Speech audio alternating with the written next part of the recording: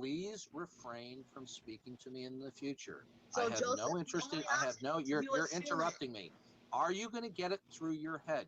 Please stop addressing me. If you don't want me to address you, then stop addressing me. Joseph, the Okay, answer no, is I'm addressing you because get it through your fat skull. I'm not interested in speaking with you. Okay? Joseph. Hey, Darwin Steedy, please.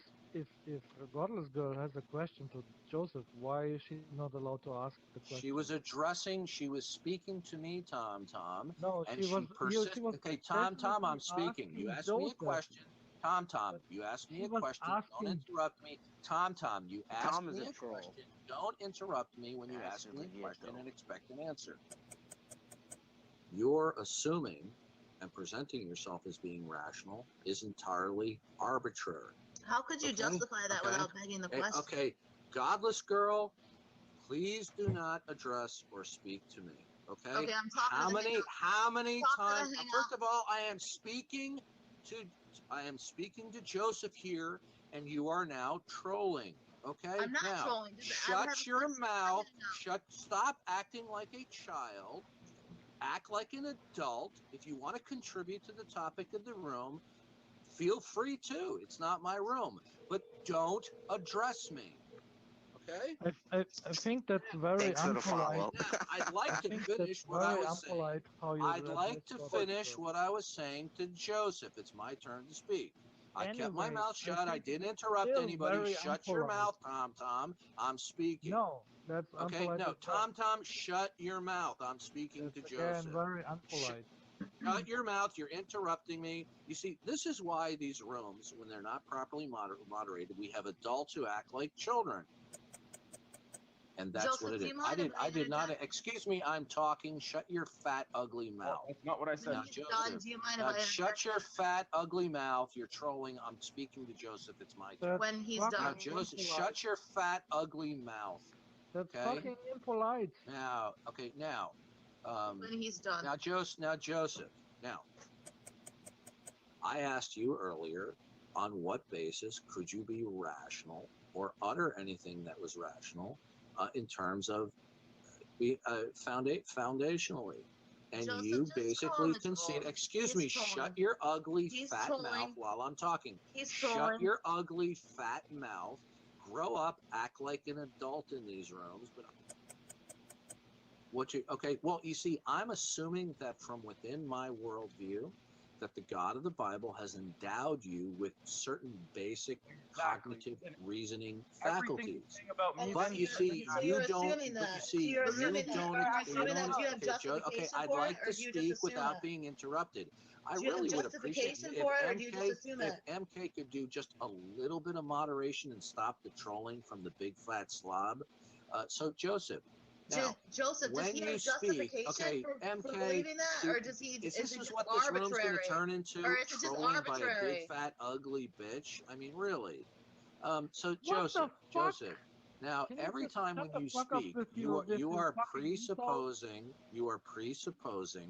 that you have a basis for rationality, and So you, are in you. order for me, And you are too. If you're not to assuming it, then what's accept, your basis okay, for I'm rationality? speaking, shut your mouth, you little fat ugly troll. And that is what you are, a fat ugly troll.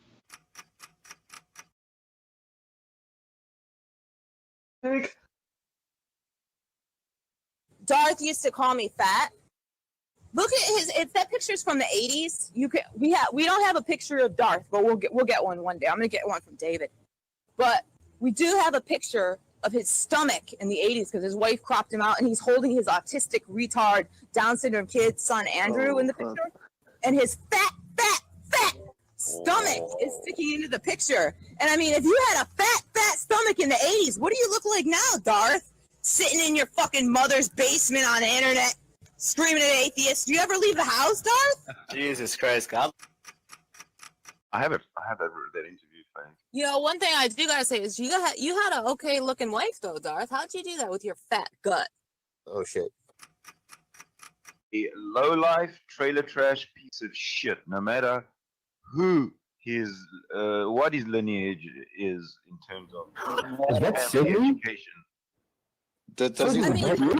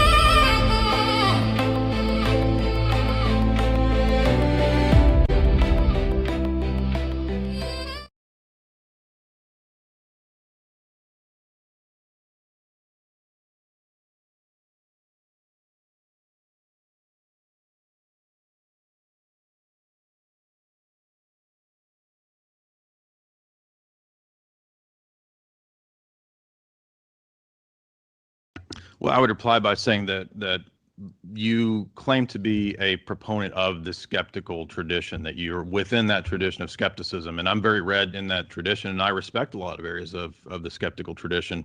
But whether we go back to Descartes and his meditations when he begins to question things, or whether it's Hume, or whether it's the more modern skeptics, they're very interested in questioning justification, questioning epistemic claims, questioning meta-level questions. They're asking all those meta-level questions. They're very interested in how we do or can't justify laws of logic, numbers, all those different things. So it's not unfair to bring those issues up, because they're the heart of the issue, especially in the history of epistemology.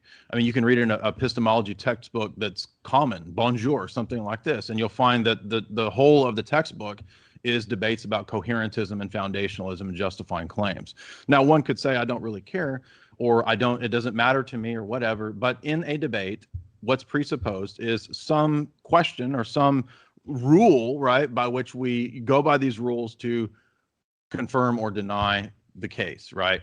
And I think what you've missed or tended to miss is that the transcendental argument is not just an argument that's a reductio against some other position. It's a positive argument that's about all of those transcendental categories. And if those transcendental categories are actually necessary, and if they're actually very strong arguments themselves, then the argument for God itself is also strong, and it's also a positive argument. It's not just a negative argument about, well, I can find a flaw in your worldview, therefore mine's true. That's not the totality of the argument. The totality of the argument is that this worldview is coherent because I can look at all those different paradigmatic claims and preconditions, and they make sense, they're coherent.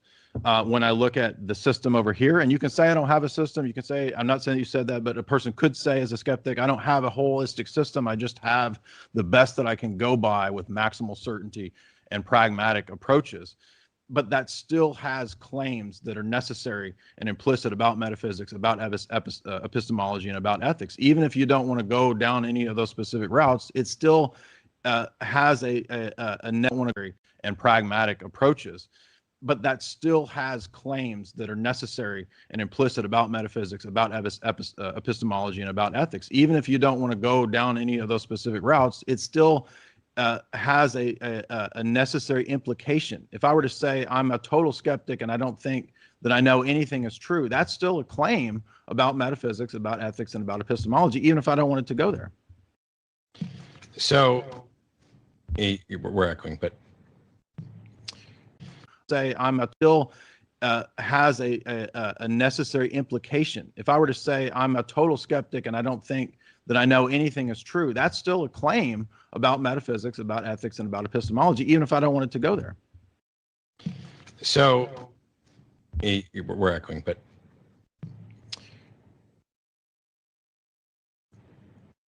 the issue here is whether or not there's a God. And you're presenting an argument for the existence of God based on the necessity of an explanation for logic, among other things, or as a foundation for it. My response is, you haven't demonstrated that this is a necessity. You've just asserted that the absence of such an explanation leads to problems, but those problems presuppose that there is an explanation. There's been no demonstration that the laws of logic could have been any other way, or that there's any case that they need some sort of guarantor. And when I try to point this out, you've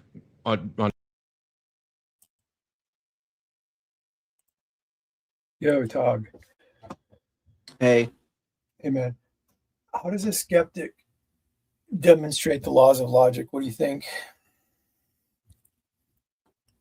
by the utilizing of it, I guess. That's a weird one to ask. It's like, Well, he's asking Jay Dyer for demonstrations. So he's presupposing the laws of logic. well, how much is it? Utility Yeah. isn't going to demonstrate it. How much is it laws of logic versus just plain continuity? Like laws of logic, you could just sum that up into continuity. Things are just the same because they're the same. Oh, I'm sorry. I should thought it continue. was. Am I talking to someone who doesn't think that the laws of logic exist? No, what I'm saying is that what's the difference between just saying that and continuity? Like the continuation of a thing. Like, Because the assertion about a law would be something that's in place, that has ontology, that has a working reality to it. The other one, continuity, would just be things are happening and they seem to be continuing. It'd just be a matter of faith versus pointing out a law. right. And Is that what you're asking? in this case, the laws of logic would be unchanging, correct? You wouldn't be able to displace them at all In what case? because you can't like nullify the laws of logic, In what which case? goes into its continuity. Like you can't break the laws of logic without being in a contradiction. Okay. So I was asking, how does a skeptic demonstrate the laws of logic? Because Matt asks for demonstrations all the time and he assumes the laws of logic. Has he demonstrated them in your understanding, or how would he do that?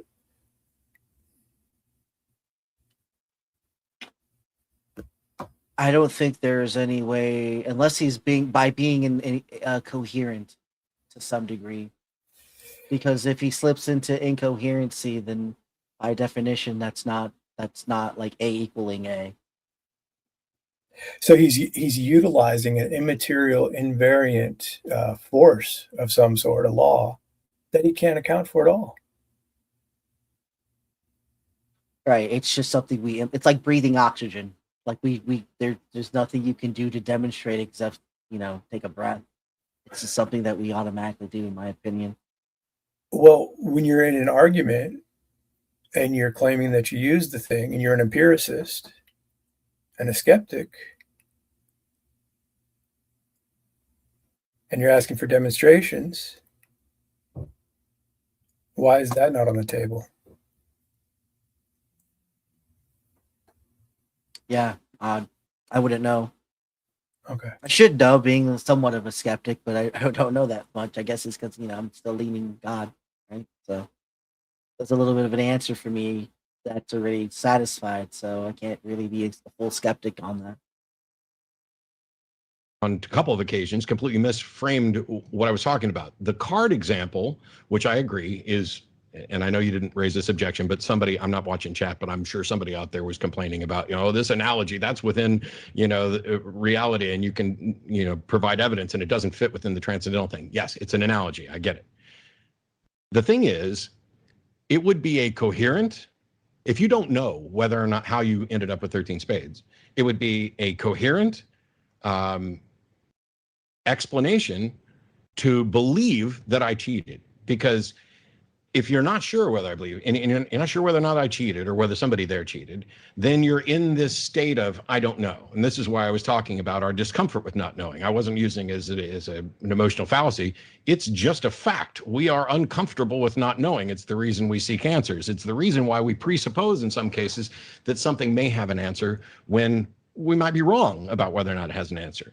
And so the card cheating example there, of course, if you sit across from me at the table and you get that, almost anybody is going to be tempted to say, wow, I bet somebody cheated, because everything makes a lot more sense if in fact somebody cheated. And that might make you more comfortable rather than not knowing. That maybe, I'm not saying that is the reason for doing it. You can convince yourself in a worldview where Matt cheated, now all of a sudden this outcome makes a lot more sense. And you're right. I acknowledge that at the outset of the debate, at the very beginning. But that has nothing to do with whether or not I actually cheated. That has everything to do with your comfort or discomfort with not knowing. And if you're convinced that I did cheat, then of course that's going to be a satisfying answer.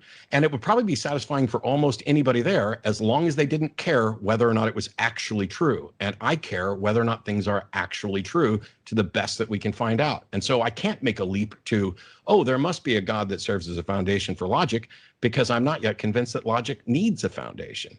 I see, and I think I see the point of departure now. So basically, where I would disagree, where I think we're talking past, is about the issue of different types of proofs and different types of things. So, for example, your analogy is fine when it comes to matters of normative daily life, normative discourse. Chris, if you're still there, this should be the part when he's talking about fundamental matters and normative matters. And you're talking about the penny in your hand. This is where Matt, I think, has the dollar in his pocket example, which is analogous to the penny in the hand.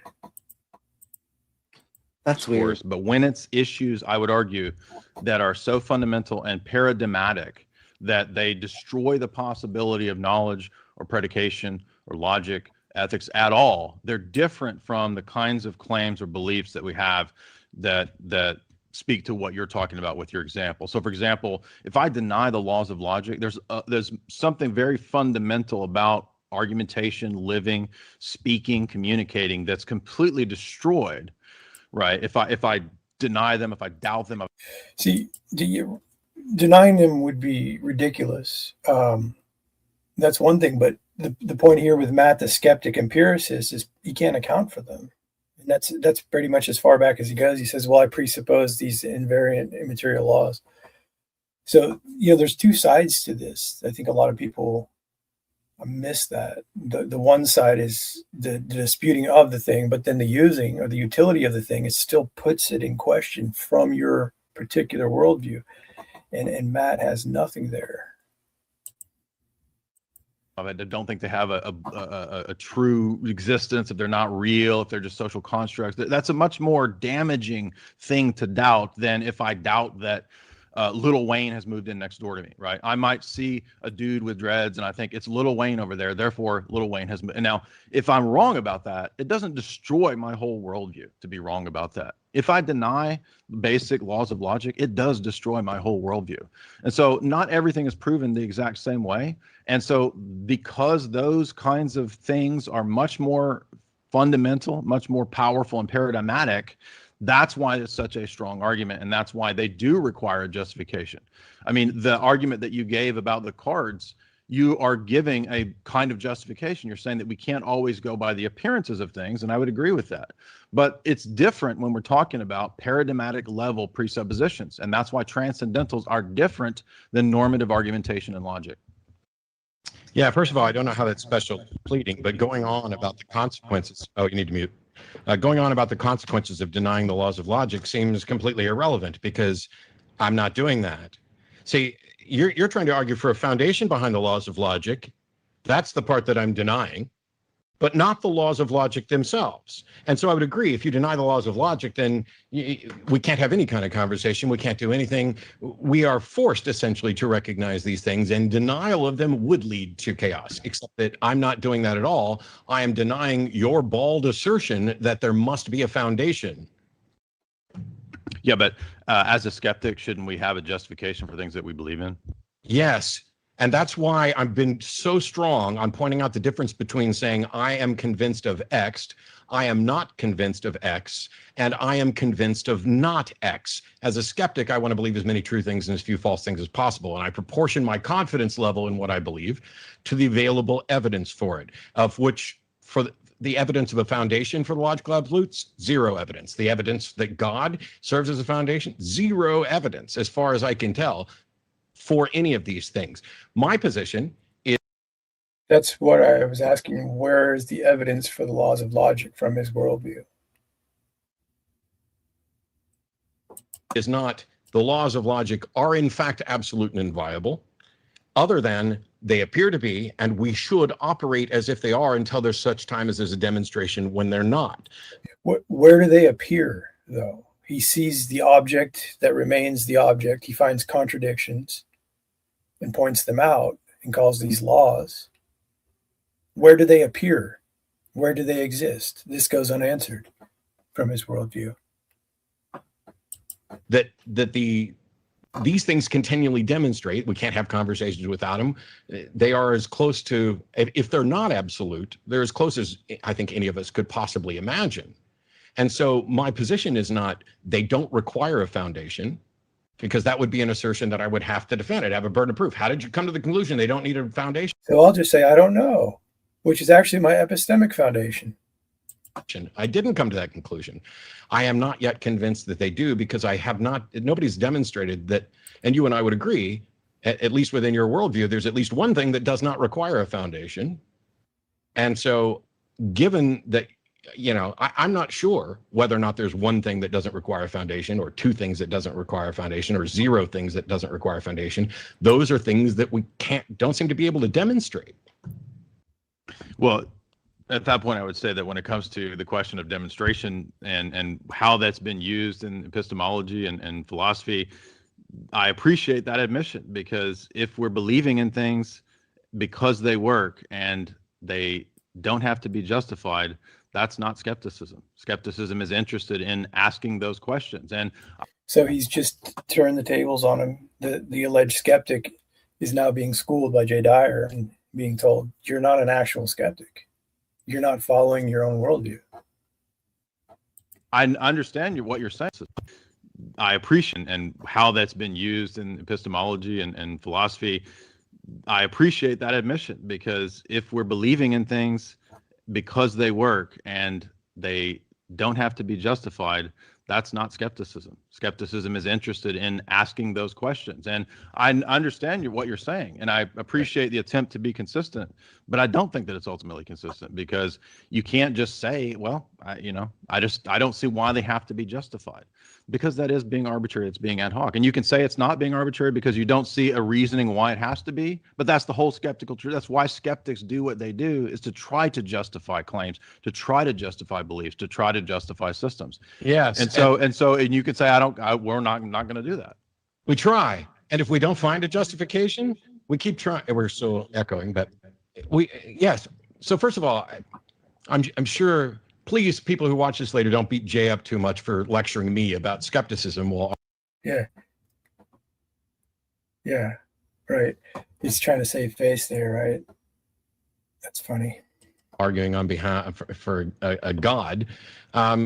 Skepticism is about wanting your internal model from an idealistic standpoint. Modern scientific scan to match reality. Modern scientific skepticism is about testing as best we can, but that's within the context of testing fact claims about reality.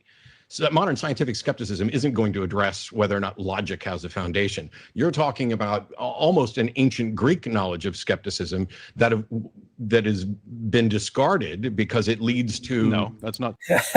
It's old, so he threw it away. Is that where you get those ideas from, Tog? Like the old stuff is just get rid of it? Yeah, right. If it doesn't work. That's modernism is something like that. It's weird because you have to think, when does a skeptic stop being a skeptic and finally land a plane home instead of just being skeptical about everything? Because that's not landing the plane. You know what I'm saying? Yeah, true skepticism can't make sense from one moment to the next. They're assuming transcendental categories, and then they're moving into the future with the assumption of induction. Which That was David a nice Hume call out he did. did on him too. Yeah, I cut you off. David Hume pointed this out, and it gets brought up in atheist circles. It gets brought up to Matt. They just, I don't know, they just wave it off like, I don't care what David Hume thought. It's a funny thing to say because it's kind of like what he's saying now. Like these ideas go back to Plato and Aristotle, and he's saying they're discarded. No, they're never worked out. They're never worked out by the skeptics. So he's discarded them. But now you're here with Jay Dyer, who's read all these philosophers and saying it's still relevant. You've just ignored it, and you're calling yourself a skeptic. True. Okay. Well, They're the very questions that... ancient Greek knowledge of whether or not logic has a foundation. You're talking about almost an ancient Greek knowledge of skepticism that has been discarded because it leads to... No, that's not true. Okay. Well, They're the very questions that Hume and Quine asked. yeah, That's they not asked ancient Greek. questions. They did not assert answers. That's the difference. You're asserting an answer. No, if you read William Van Orman Quine's essay, Two Dogmas of Empiricism, he says that they cannot be logically justified on empiricist grounds. Okay, That's why they're called two dogmas of empiricism, according to Quine's famous essay. sure. Sure. So he's just pointing out how the empiricist skeptic is now dogmatic in his worldview. And Matt has nothing but sure, like a begrudging, I can't refute that. Well, yeah, because he has to take his word for it if he doesn't know what he's talking about, right? So what's he gonna say? I don't believe you. I can't take your word for it.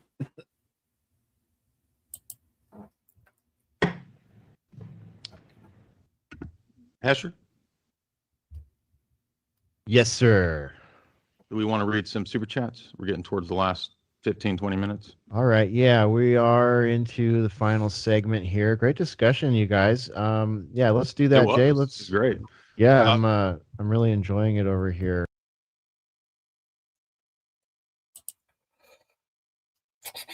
Okay, I'll check out the other one I was going to look at. The other one is Matt and Aussie Man and Alex Malpass talking, which Matt called them to have a meeting based on this debate because he got pinned here. So he called in his top tier buddies, as they're called, to work out what happened. So hold on a sec.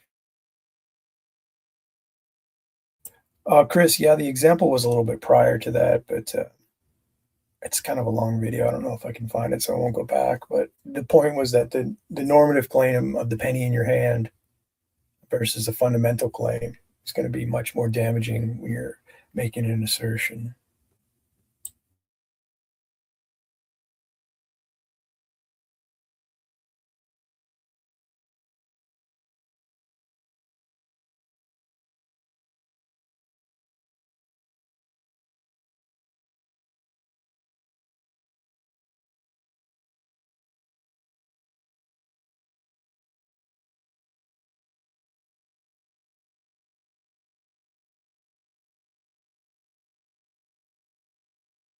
have always been right, therefore they are.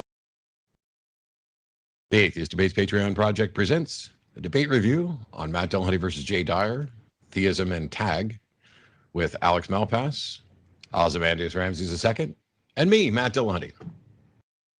So welcome, everybody. We're doing this as kind of a live hangout. I don't know what you do when you finish a debate or a discussion, and in many cases, I just sit down and review it myself, and I'll post those debate reviews on this channel. On some occasions, it's very nice to get people who know far more about the subject than you do, people who you've had some rapport with. And so today I brought in two people who I greatly respect and admire, who I go to for thoughts and advice on philosophical arguments in particular. None of us are going to be experts on everything. I'm going to get loads of stuff wrong. It's one of the reasons we do the debate reviews in the first place. So I brought these two gentlemen in. At least one. I know Alex has debated Jay Dyer before. I don't know, Ozzy, had you debated him before or interacted with him at all? No, in fact, I'd never heard of him before. So it was very eye-opening, actually. And then after I watched yours, I went back and I watched Alex's discussion with him from some months ago. Yeah, it was. I wasn't familiar with Jay either. Somebody reached out to me and asked me to do the debate, and right off the bat, they were saying, "Oh, well, you should take this guy seriously. He's debated Alex Malpass." And I was like, "Well, okay, great." So I went and watched that, and then Alex and I spoke briefly about it and exchanged some thoughts. Hey, P. Mars, if you want to come in, be glad to have you on this one. I've watched like half of this before. I think your input would be key here. And Peter, you as well, if you want. And then we tried to do the debate. There were a bunch of technical issues, and a week later, we wound up doing it. That video is already up on my channel. It's up on Jay's channel. I'm hoping that anybody who's watching this video has at least gone to watch the debate. If you haven't, you probably should, because some of what these guys are going to talk about may not make any sense until you see the debate.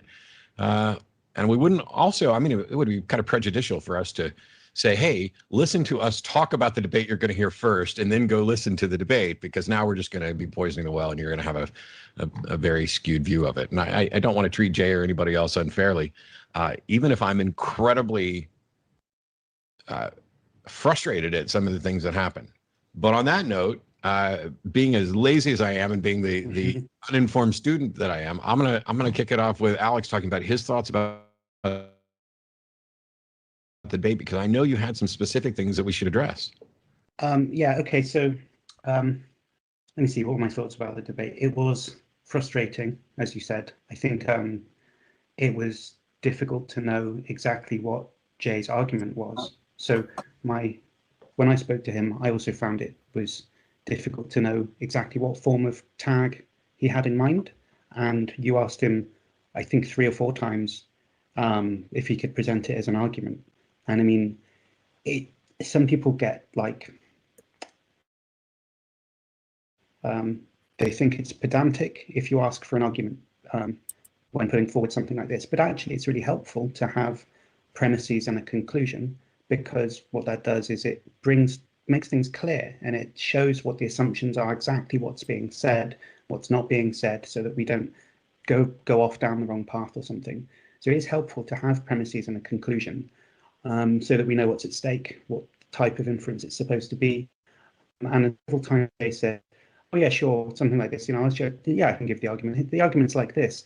And then he starts saying something, and then he would like spin off into a different thing, and then it'd be another thing, and it would be all over the place. And I was thinking, it's just very difficult, if not impossible, to sort of reconstruct the argument.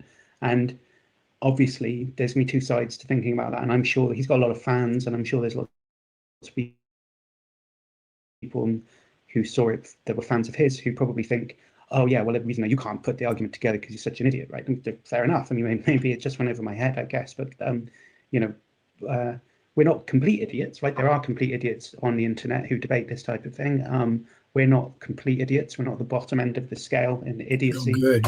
It's good to hear, Alex. So I'm hoping that they looked up the transcendental argument. It's a simple deductive syllogism. You can put it in. It is a transcendental argument. He's talked to Malpass previously for a couple hours. He represented the argument with Matt in that same video. So if they're going to say they still don't get it, that's going to be comedy, because even so, they can simply look these things up. And I think if it was stated clearly, we would probably be able to figure it out. Like, I'm not completely There it is. uncharitable douchebag who it's not like a conceit on my part that I'm saying, oh, Jay's argument was crystal clear to me and it was just so devastating that what I'm going to do is I'm just going to pretend like I don't know what he's saying because that's my super clever strategy. That'd be a shit strategy. Right? I mean, like, I'm being honest. I found it very difficult to know exactly what the argument was. There's a temptation, okay, people tend to look at debates as if they're like gladiatorial combat or something. And the first day that I went in, I actually jumped into the YouTube stream and I said hello in the chat, and some of his fans were just like immediately trash talking me, like, and it's like they didn't even notice I was there. Oh, I bet the atheist isn't going to show up, and atheism is garbage, and all this other. And so, I got that feel from it. But I'm not going to hold that against Jay. But I did ask him to, try. I said, you don't necessarily have to come up with a rigid, syllogism, but get as close to something that's an argument form, because the more conversational this is, the easier it is to hide hidden premises and make, have it be confusing to follow. Now, yeah. I also don't want to make sure that I don't accuse Jay of being intentionally obfuscating. It's clear from watching the way he thinks and the way he talks that he and I have some similarities, because I'll talk for days and I'll go off down 10 rabbit trails. And so at the one point where there's a point where he says, yes, let me see if I can put this in syllogistic form for you. And he starts to talk about it and he gets premise one kind of out, although it's not clear. And then immediately goes off in this. And I'm just, I sat there and was baffled. I was like, I don't know what to do with this. Yeah. And so I think if Jay watches this, that what would be really helpful for other people wanting to engage with his version of tag, because he's obviously spent a lot of time thinking about it. He has a lot to say. He's very articulate, right? Don't think he's an idiot either. It just, what would be really helpful would be, write it down, like, and figure out. I mean, He explained to them at length. He wrote it down in a deductive syllogism. If A, if A, then B, therefore A. It's so silly. I mean, there's also the transcript. So what are you talking about? Like, just go back in the transcript. You want it written down. It's already written down. Like, how silly. Well, I suspect that they either can't comprehend it or they do understand it and they want to talk about other things. Because if they do understand it, they realize they can't overcome it. Yeah, they're like trying to give him teaching tips. Yeah, I know. For what? Like write this. It's so silly. Like, what are you talking about? Like, you're talking about you and your own resources. And again, this transcript's available. Just go get it. It's so silly. It's weird. It's like a pat on the back, a psychic to cushion. You know what I'm saying? It's weird. No, it'd be for optics, because they have a fan base. These are considered top tier atheists, so they want to present as though like they're being baffled, they're being bamboozled, and they're going to teach Jay something. But really, they haven't. All they've said, 6 minutes is like, what's the argument? I don't understand it. That's all they said. I don't know what it's very good. It's that's the more messed up thing, is that they're saying, oh yeah, he's very serious, but I can't understand what he's saying. Like, what type of backwards compliment is that? Like, because you can't comprehend, so how do you know it's good? It could be a really shitty argument, but you have no way to verify if it's good because you don't understand it.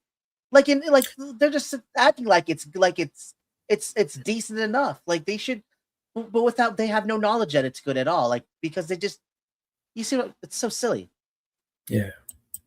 If you've got an argument, you should know, say, how many premises there are. Like, how many premises are there in the argument? 3, 15, 25? Like, he should know that. He should be able to say, okay, this is premise 1, this is premise 2. Like the Kalam cosmological arguments, the 2 premise argument is very simple. Ed Feser has a argument from contingency. It's like 52 premises, whatever. Fine, they're completely different types of argument, but they've gone through it and they've written it down properly. And then you can look at it and work out what's going on. I think if Jay wants to, if you want to say that you have an argument, that's what you have to do. You have to have an argument. What is an argument? It's a series of premises. Okay, so like, yeah, they're wanting Jay to do like premise, conclusion, so they can analyze the argument or something. But so this kind of goes back to like in philosophy, there's 2 different schools of thought. There's analytic philosophy. And in analytic philosophy, they do like syllogisms, like premise, conclusion. Then there's continental philosophy, and they don't really do syllogisms in continental philosophy. And so what Van Til is doing is continental philosophy. So he's not, it's kind of like missing the, I mean, we can put it in a syllogism, but they're kind of like missing the point, because what we're doing with tag, we're not trying to demonstrate like a specific fact. We're trying to demonstrate that facts are demonstratable in the first place. Does that make Right. sense? Yeah, Yeah, it's a meta level argument, a Yeah. paradigmatic argument, and they don't understand those types of arguments because So they've just assumed their way past those. they're thinking of like, we're trying to conclude with a specific, this is true, this fact is true, but tag is just trying to conclude with, it's possible to prove things because of these metaphysics, which would be Christian. Right. So they just want to assume that, and I'm trying to figure out if they really don't understand that's what he's doing, or they're just trying to work around it. I don't know. Well, Malpass is trained in philosophy, but he's trained in analytic philosophy, but he knows about continental philosophy. He knows more than me. So I don't really get it, I guess. I don't know. And it's like you said, you can put it in a simple deductive syllogism, even though you wouldn't classify it as a simple deductive argument. But what I'm wondering is why, since Alpas and Ilanti have talked to him at length, why haven't they even looked that up before this discussion? And in fairness, I mean, Jay Dyer did not present a syllogism. He did more of an informal presentation. And Darth's critique of Jay Dyer was like, he's more trying to do like a college lecture rather than like be polemical and sort of rhetorical and like attack his opponent more.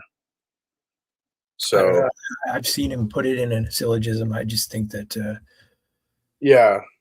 In this debate, what I remember, he didn't. From what I remember, I watched this debate like twice. And I don't remember him. I remember he was asked for a syllogism, and he sort of like rambled a bunch of run-on sentences. So he didn't like. It wasn't like a clear like premise 1, premise 2, conclusion. It was like he kind of did it informally. So I don't know.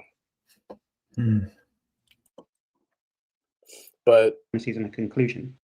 Yeah, so like it is just weird that they're kind of like always like, oh, what's the argument? I don't see the argument. So I think what happens is they can't really think outside the box, right? That they're just totally locked in their worldview, their way of thinking, and they can't even like fathom any other way, like starting from revelation as opposed to starting from their own mind. Like they can't think outside their own mind. They can't think outside the box, I think, is what happens. And well, that's where I'm kind of sort of teetering, because I think that they can, but I think once they start to do that, they realize that all that they've been promoting up to this point can be overtaken by a simple idea, like the assumptions and the presuppositions that they've been just glossing over. Like if somebody challenges that, then they're in trouble. I think they probably can acknowledge that, but they don't. They just want to write that off as silly. Why would we? I've heard Graham Oppie say that, like it's silly to think about those things. Like that's his answer.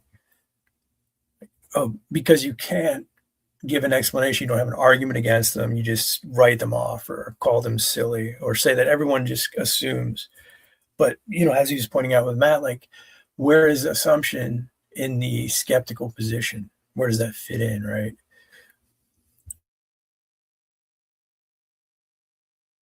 I mean, until you've got that, you kind of don't have an argument. He's got a lot of ideas.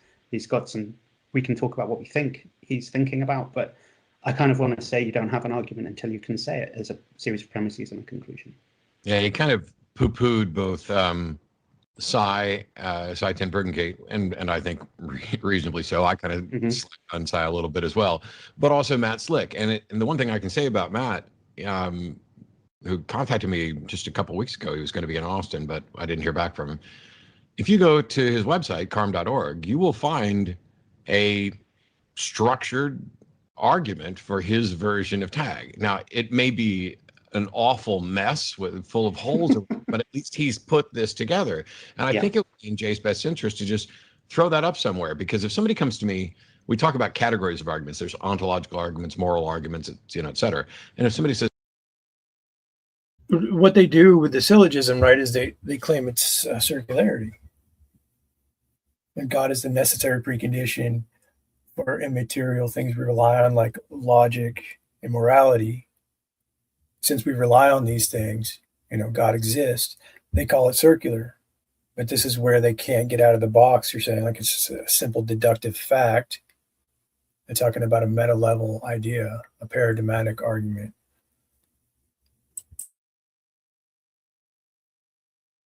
what's the Kalam cosmological argument? It's not even an argument for something that I accept or believe in, and yet I can rattle it off virtually word for word. Everything that begins to exist has a cause for its existence. The universe has a cause for its existence, therefore the universe began to exist. That's the entirety of the Kalam cosmological argument. And anybody who's well-versed in this stuff can rattle that off the top of their head. If you've come up with a novel version of an argument, I'd say the first responsibility is to put it in a at least really close to proper syllogistic form so that people can look at it, and then it doesn't feel like propaganda. Yeah, that's right. And so one last thing then is just that we'll come back to this hopefully at some later point, but there's two ways that I can think of that you could turn what Jay was saying into an argument. At least there are two versions of this sort of transcendental argument I can see, and that they have different problems with them. And we can come back to this, so remind me to come back to this if we don't naturally get to it. But I want to try and explain two different ways of putting it and why it's important to make sure that what your opponent is saying, like which one of these is it? They suffer from different types of problems. You have a completely different discussion depending on which one it is that they're presenting. It wasn't clear which one Jay was presenting, so we'll come back to that. So I've said far too much about what I think, and we should hear what Ozzy thinks, because yeah.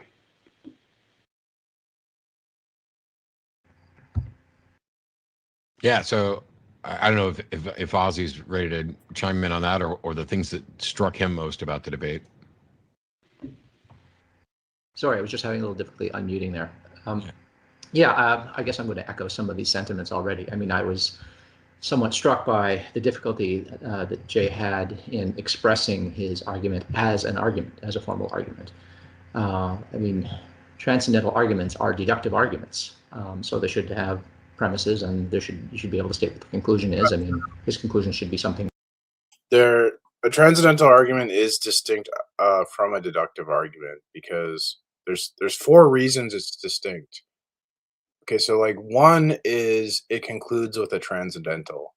Deductive arguments could never conclude with a transcendental without like begging the question. Two, it's there's inherent circularity in the argument because you're concluding with a transcendental. So there's a little inherent circularity. In deductive arguments, there's no such inherent circularity. There's also an auxiliary argument because you're making two arguments at the same time. You're also making a reductio. And typically in a deductive arguments don't rely on an auxiliary argument like a transcendental argument. I'm forgetting the fourth distinction. But anyways, they are distinct from deductive arguments. He's incorrect on this. Well, it's a meta level argument. That might be the final distinction, right? It's not a simple fact that it's proving transcendental about all facts and the necessity. Well, when I say it concludes with a transcendental, that's the same as saying it's meta level. I forget what. So it concludes with a transcendental. It's inherent circularity, auxiliary argument. I can't remember the fourth distinction. It's not super important, but it is distinct. So yeah, these guys are having trouble understanding it because they don't. I guess they just didn't take the idea of transcendental arguments seriously in whatever they studied. But that doesn't make it invalid, They're just so far just saying, yeah, I don't really understand. I remembered the fourth distinction. Deductive arguments are linear. A transcendental argument is nonlinear. So nonlinear concludes with a transcendental, requires an auxiliary argument, and is inherently circular due to the fact that you're concluding with the transcendental. So this makes it distinct. Okay, thank you for that. That's good. Like God exists or the God of Christianity exists or something like that. The premises are up to him how he gets there, but there should be some, more than one premise. And you should be able to specify what the inference rule or inference rules are that gets you from the premises to the conclusion. So that was one. And I mean, I know what it's like sometimes when you have. You could literally use every single. I actually have a tag in every single inference rule, so you could use. It doesn't really matter. Like you could formulate it in any way you want.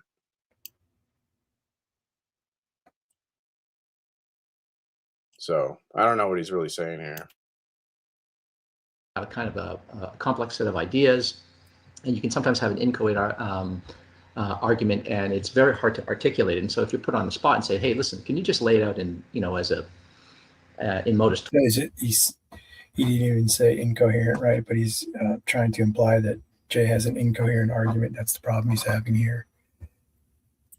They're trying to. I mean, Alex Malpass said he's not trying to do this, but it seems like it's this big mystery. I can't find the argument. It's like, where's Waldo? Yeah. It's like, where's Waldo? Yeah, if they could just find it, everything would be fine. But so it just becomes kind of like point out that Jay This should be the where's Waldo fallacy. I know what it's like sometimes when you have a kind of a complex set of ideas, and you can sometimes have an inchoate argument, and it's very hard to articulate. And so if you're put on the spot and say, "Hey, listen, can you just lay it out in as a in modus tollens form or something like that?" I might, I don't know how to put that in modus tollens form. I'd have to think about it for a while. I might not be able to do it, right? It's so live in a conversation. It's the next time someone goes, "What's the argument for that?" I'm gonna go, "That's the where's Waldo fallacy." That's cool. Yeah, man. There's logical fallacies being born every day. So do it. Yeah. It can be a little bit unreasonable to ask a person. I told you about what Wildheart invented, right? The straw mannequin. The straw mannequin, yeah. He said, "Argue with me. I want you to argue with me, but pretend I don't have a worldview." Well, that's kind of just a straw man, but he's just said it funny. No, the mannequin part is I'm talking to a live person who wants me to treat him like a mannequin, a dummy. You see? He's asking me to pretend that he's a dummy. He's a mannequin. Okay. Yeah. To do that, right? But I mean, I think he's been at this for a while, so I would have expected, like everyone has a worldview. Because everyone has a worldview, so it's like, act like I don't have a worldview. It's like, okay, I'm treating you like I'm talking to the wall or like a rock or something. Yeah, a dummy, a mannequin, sure. So the thing about that is he's going to get me to talk to him like he doesn't have a worldview, and then he's going to start responding to what I'm saying, and suddenly he's going to pop back in. I point out this contradiction to people, and it's like they don't care. It's funny. Like that's the thing. It's not that's what I try to delineate. Is whether they don't care or whether they don't know, because those things they seem to both be different. A guy today said, "Well, I'll just have an impersonal ultimate, right? An ultimate that's not a mind." Because if they say they have an ultimate that's a mind, that's game over. Now they're at least a theist. You've got them at least to theism. So I go, well, if the ultimate doesn't have a mind, then like what we call reason would reduce to like a blind process at base reality. And so there's nothing to aim or reason at truth as opposed to survival.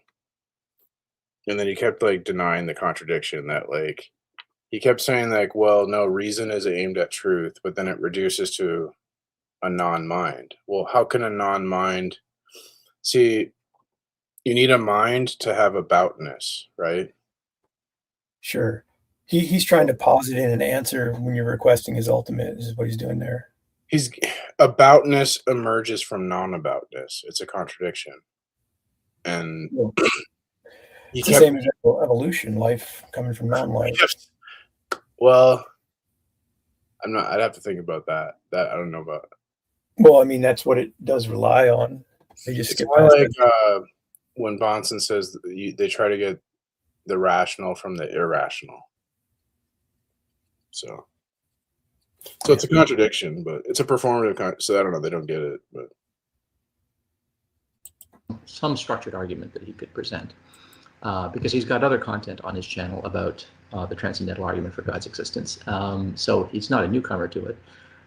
So I would have expected that. And I was surprised to discover that Alex had discussed this with him some months ago, and that they had discussed the same argument. And so I watched that just this morning to see, well, maybe he presented the argument there, but there was the same difficulty there. What exactly is the argument? What are the premises?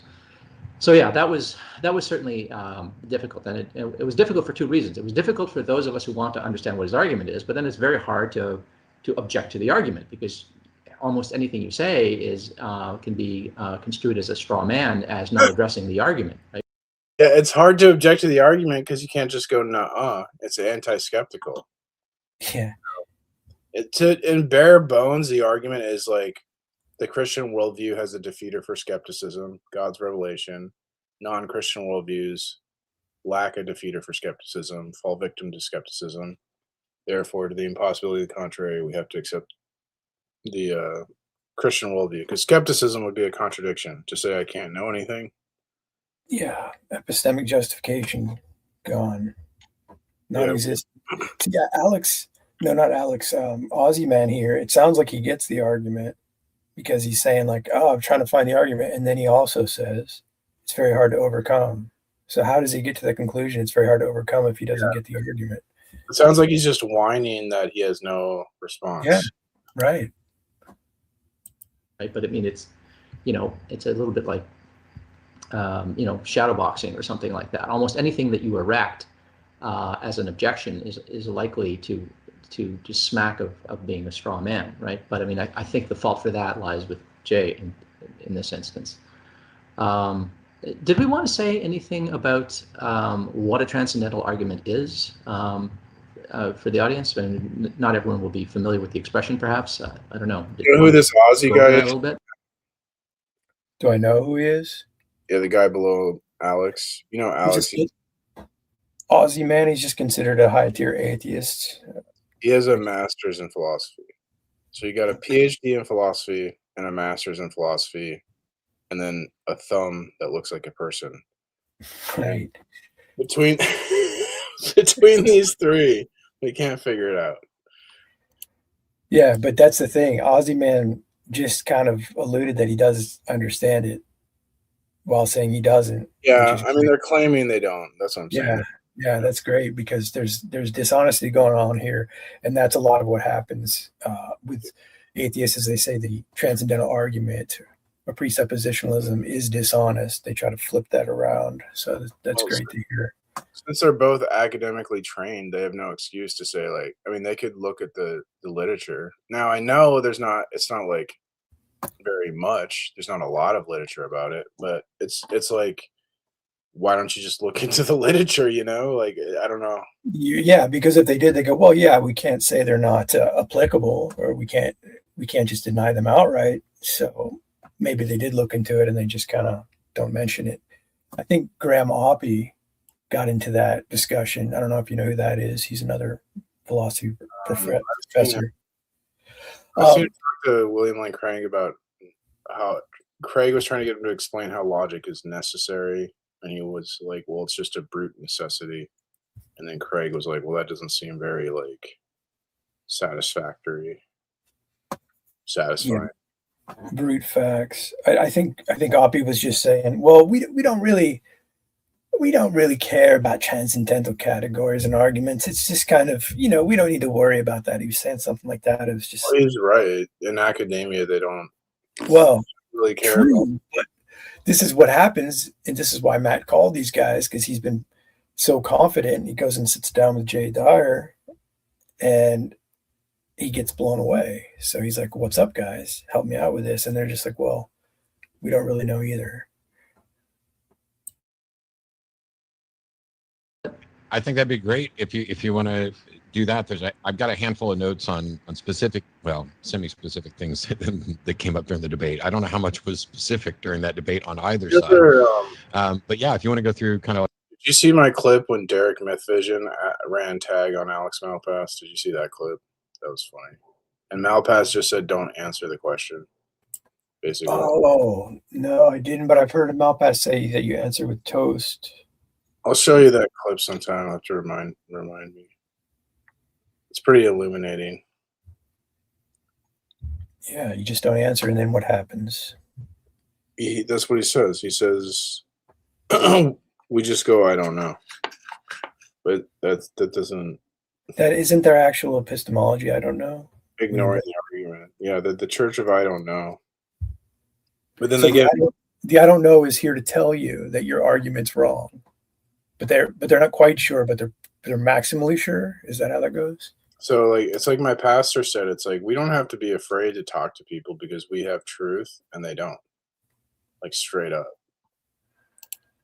Right. They don't have that commitment. They're committed to I don't know, which they try to construe as like noble and honorable to say, I don't know. It's okay to say I don't know. Or they say it's a virtue, like we're humble and stuff. That's insane. Which the virtue gets called into question from their position.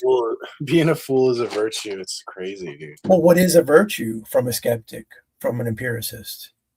It's just an imagined idea at best, right? Yeah. It doesn't hold any ethical weight because they have a subjective ethical system. So the I don't know combined with the subjective ethic is devastating. They haven't caught on to this yet, or they don't accept this. Like a rundown of transcendental arguments as a category and how they're generally used, perhaps in a more specific sense. Sure. And Alex is more expert on this, so I mean he'll correct me or refine anything I have to say. But as I said earlier, transcendental arguments they're deductive arguments, and they've traditionally been used to refute things like skepticism. You know, Kant famously did this, and others have done it. And so skeptical claims like solipsism, idealism, those nightmare skeptical scenarios like I'm a brain in a vat, maybe I'm a brain in a vat, or I'm living in a matrix. How would I vitiate those possibilities? Well, there have been arguments put forward. I said sorry. I was making noise. I thought my mic was muted. Okay. For centuries, to try to get around these sorts of skeptical considerations, right?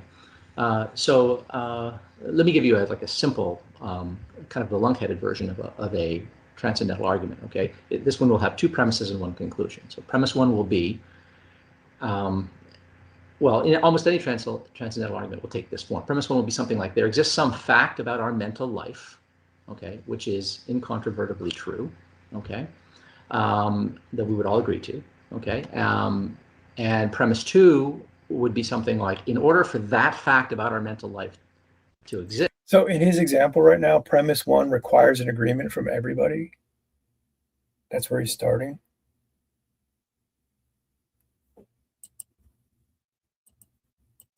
Some other would be mental life, okay, which is incontrovertibly true, okay, that we would all agree to, okay, and premise two would be something like, in order for that fact about our mental life to exist, some other fact about reality would have to be the case. So the idea is that whatever that fact is, and it's almost like he knows the argument.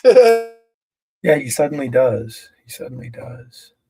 Premise one about our mental life that's incontrovertibly true is it presupposes or requires some other state of affairs. And so if it's true that we have a certain feature of our mental life, then that other fact that makes this it is actually this is more like I think maybe a Kantian. So there's two ways to do this. There's a modest transcendental argument, which is what Kant did, where he says, well, we have to think a certain way. And then with Van Til, we're doing a performative transcendental argument.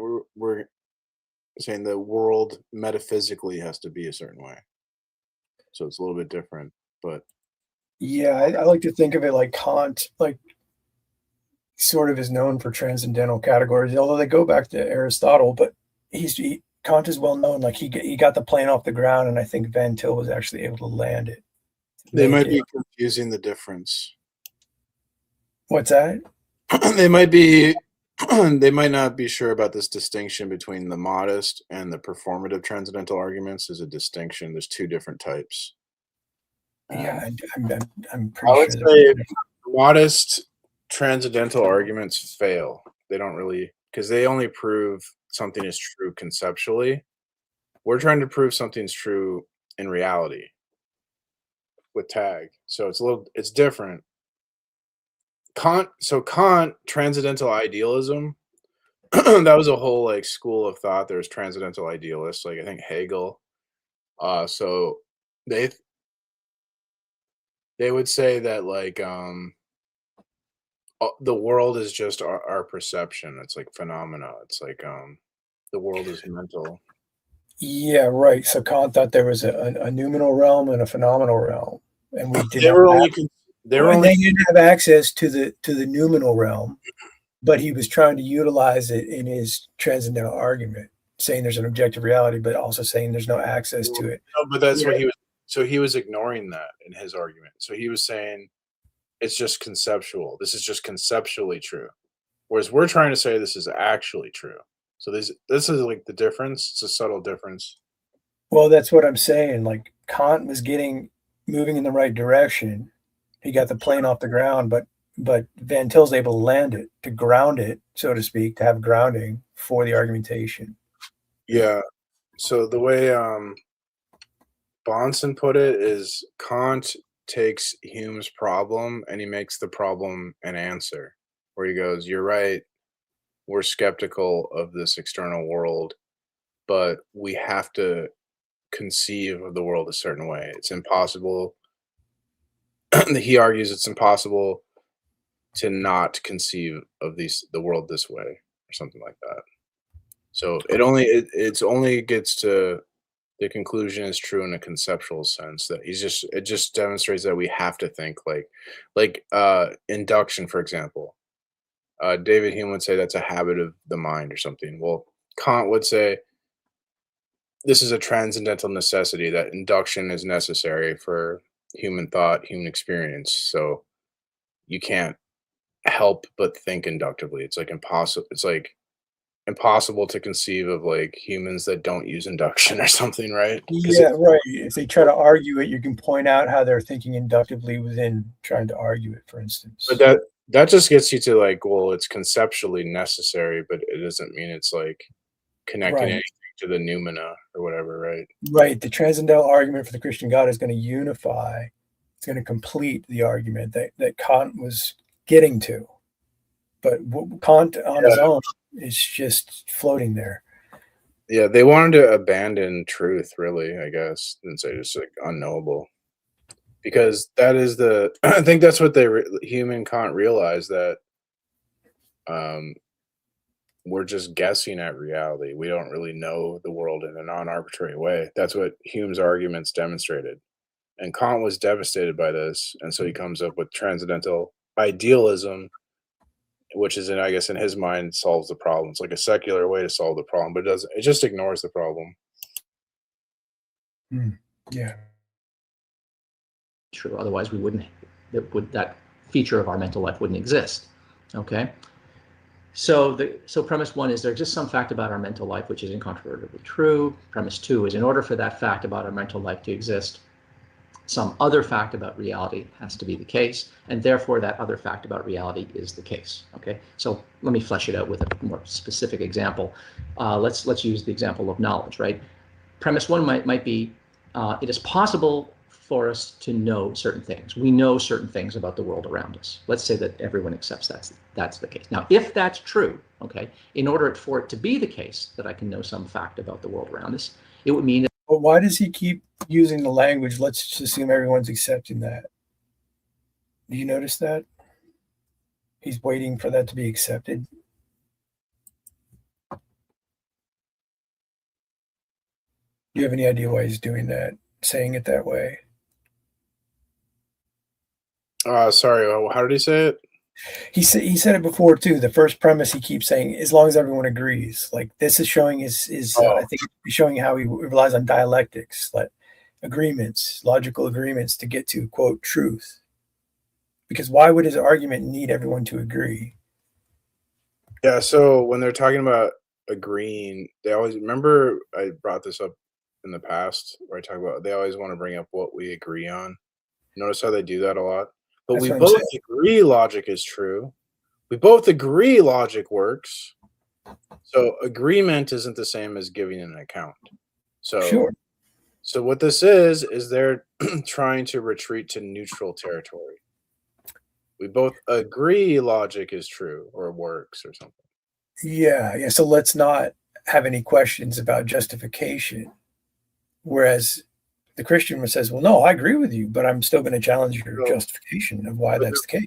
When you're a secular philosopher or you're going to debate, you have to do that. You have to go, okay, let's agree prior to the debate that like the PSR is true because this argument will only work if we agree XYZ.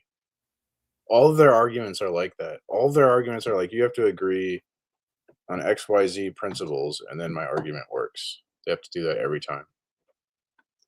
Because notice they go, well, I could just take this view. Well, I could just take that view and this view and that view and woo woo woo woo woo. They never, Yeah. it's just because it's all like postmodern. That's the postmodernism denying absolute truth. Yeah, no commitment. Relativism. They're demonstrating tag. That's what we say. If you deny God, now we don't have any way to settle any debate because it could be anything. We're just guessing at reality now. Yeah, that's the beauty of seeing that. Nice. With a more specific example, let's use the example of knowledge, right? Premise one might be, it is possible for us to know certain things. We know certain things about the world around us. Let's say that everyone accepts that's the case. Now, if that's true, okay, in order for it to be the case that I can know some fact about the world around us, it would mean that there is a world around us about which we can, in principle, have knowledge. Therefore, there is a world around us about which we can know things. That is a transcendental argument. Okay. Now you can challenge whether or not that's a good argument or not, but that is an example of what we mean by a transcendental argument. And maybe I should turn this over to Alex to see if he's got some thoughts that he introduce here. Yeah, so I think that's I agree with all of that. I think that transcendental arguments don't have to be about combating skepticism, although they normally are. So the idea is that they go back basically to Kant, sort of non-controversially. They go back to Kant anyway. So I don't know why he would say that. They're literally anti-skeptical arguments, and the whole point Kant he was trying to defeat Humean skepticism. So I don't know what. But Malpass, honestly, he knows more than me, so he's probably like thinking about something that I'm dumb on. So, but that's strange to me, from what I know. But he knows more than me about philosophy in general, so I don't know. Kant's his major philosopher in the Enlightenment German guy who's responding to this kind of skepticism of Hume, who tries to do something about Hume's arguments. He thinks that can't quite be right. There must be some way we can have certain types of knowledge, and he comes up with a way of arguing, this sort of novel way of arguing, which people think of as transcendental method. He calls it transcendental as well. And what he's doing is fighting skepticism, and he thinks that there's certain things about, just like Ozzy said, certain for our mental life to have certain character, certain things would have to be the case. Our mental life does have that character, therefore these things that our mental life requires for it to be that way must be true. So the textbook one would be like, we have to think of the world as if there's a causal ordering to the things around us. Otherwise, our experience. Otherwise, what happens to science? Would be a big mess, an unconnected mess. They wouldn't be able to. There'd be no significance to any of the shapes and sounds that was our experience, unless unless there was a causal ordering to those shapes and sounds. And lo and behold, our experiences aren't just a big booming, buzzing mess, right? They do have structure, right? So that means, says Kant, that causal ordering that we give to our experiences is required. There must be that causal order. Now, crucially though, Kant doesn't think that you can say that the world is like that. He thinks that what we're saying is that what's necessary is the way that our experience is structured. So there's your point about the conceptual to bringing it into a unified reality, right? So it's a fact about experience in the first place that it's not a big booming confusion. And then the fact that we can deduce from that is that there's a kind of a way that our experience has to be. It couldn't be different from that, right? So it's not possible to have coherent experience unless it's causally ordered. Right? That's the conclusion. It's not saying that the world itself is causally ordered. He thinks that you can't say whether the world is causally ordered or not. Right? The world beyond our experiences, you can say almost nothing about, according to Kant. So he thinks he's deducing something, the transcendental argument, but it's not actually about the world, it's about the structure of our experience. And so, you know, not all transcendental arguments accept that limitation. Some of them, like Strawson thinks he has a version of a transcendental argument. We don't need to keep talking about all the details of all of these, doesn't matter, but some people use transcendental arguments and they think that you can say something about the way the world is, something about our mental life first, then that's something about the way that the world outside our mental life has to be.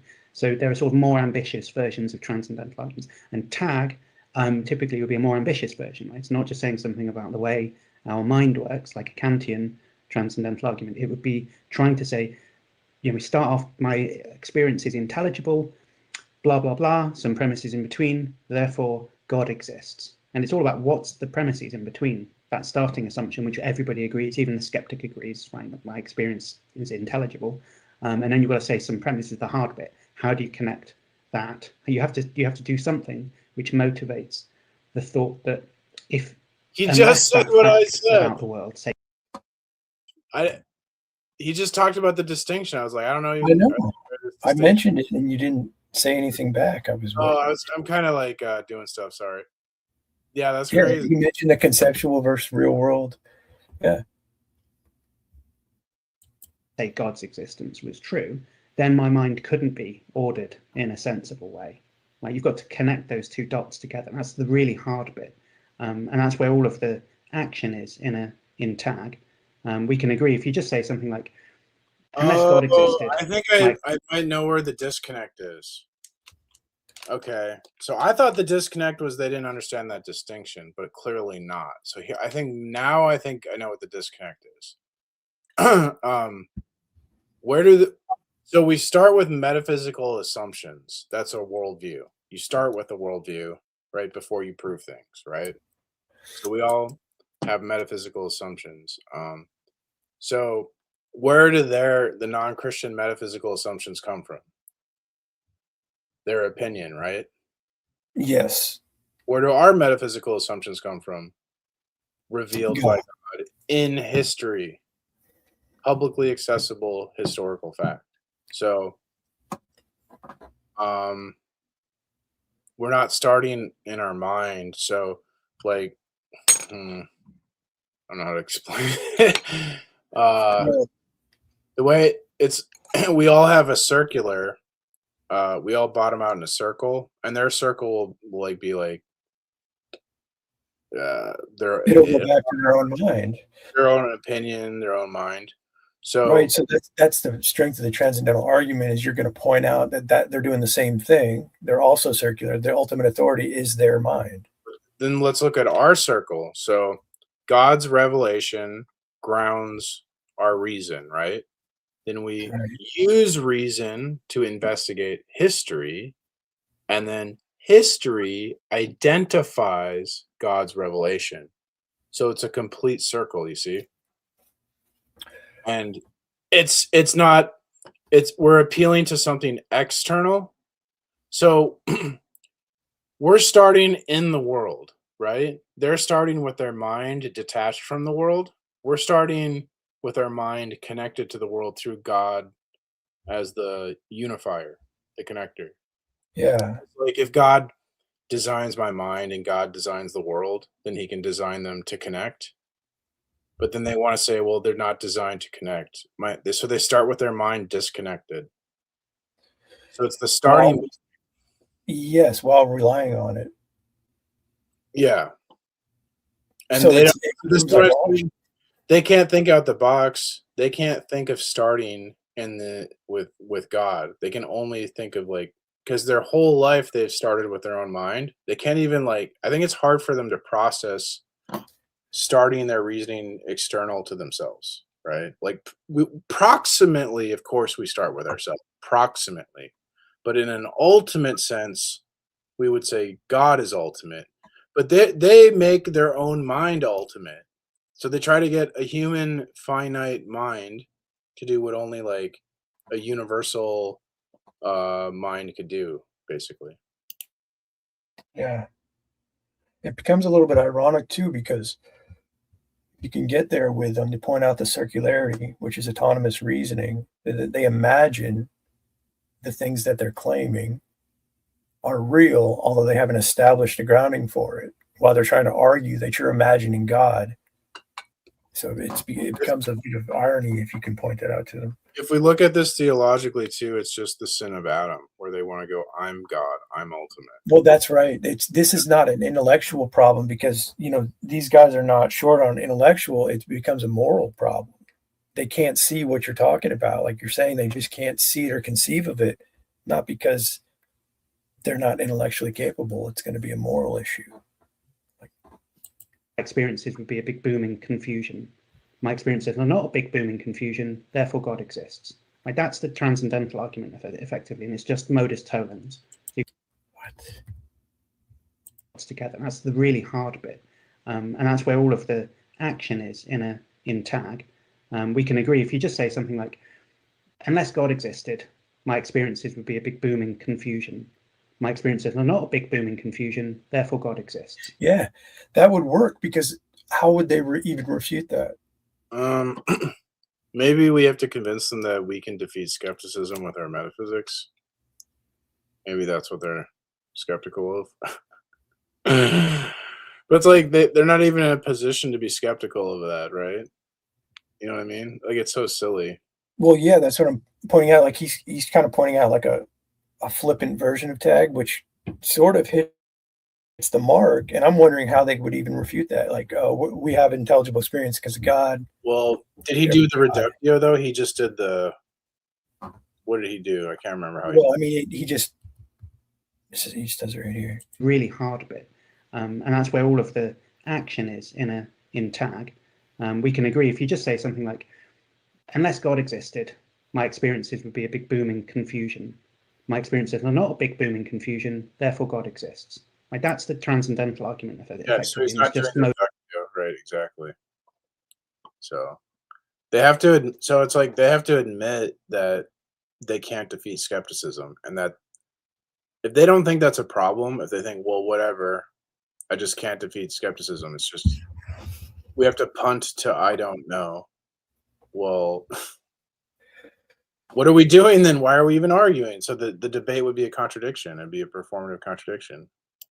Yeah. They want to bring their doubt to the Christian worldview and say, listen, take this on. And when you stand by your commitment and your argument, say, well, no, I have my argument. I have my reductio. I'm claiming the impossibility of the contrary. So go ahead and argue it. I see them as stuck there. They don't want to be open about, because like, yeah, if you like think about it, we're saying we know the truth revealed in history by God, and they're saying I don't know the truth. But think how that sounds, right? It's like I don't know the truth, but I know you're wrong. Somehow. It's like, yeah, I don't know the truth, but I know you don't I know you don't know the truth either. That's a contradiction. Yeah. If you don't know the truth, how do you know that I don't know the truth? But that's all they're saying, really. No, I don't know. Really is. That really is it. That's it. Modus tollens. You can state it like that. But then the premise is that the first one is the one we have to worry about. Right? They say it, is it true? They say it in a way that sounds intellectual, but they're really just going, I don't know. Yeah. No, that's great, because like that's what like what we were just talking about there with like I don't know anything for certain, but I'm sure you're wrong. Is really the backbone of it, and we like Peter. That's a good rhetorical. I don't. Yeah, Peter. This is like Peter points this out all the time on the screen. The ontology is it just is, the arbitrary, and the epistemology is we don't know, and then the morality is how I feel. Like that, I'm not that basically is it. I'm not certain, but I know you're not certain. Like what? Yeah, it's wild.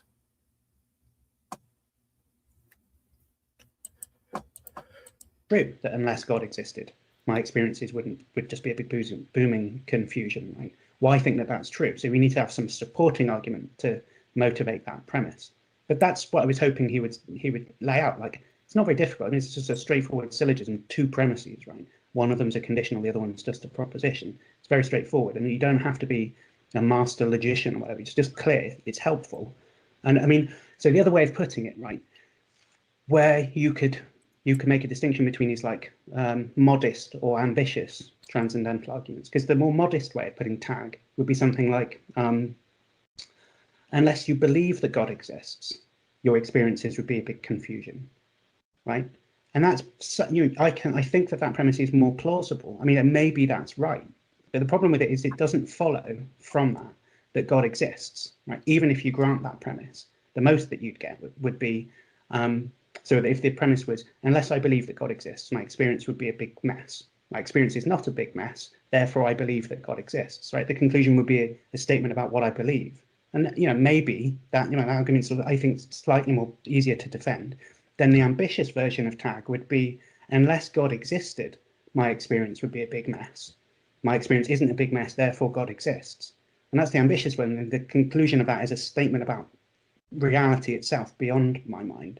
Right? And I think that's the one that Jay wants to, but the first premises are so different, right? I think a lot of what he said related to an argument of the more modest type, right? Unless you have a belief that God... Doesn't he take even a more ambitious type of argument where it's not if God exists or unless God exists, he's saying God is the necessary precondition for reality, the strongest form.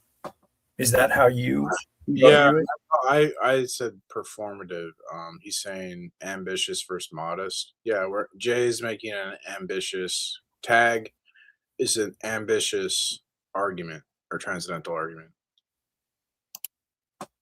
God exists, then your worldview is bound to be incoherent or something.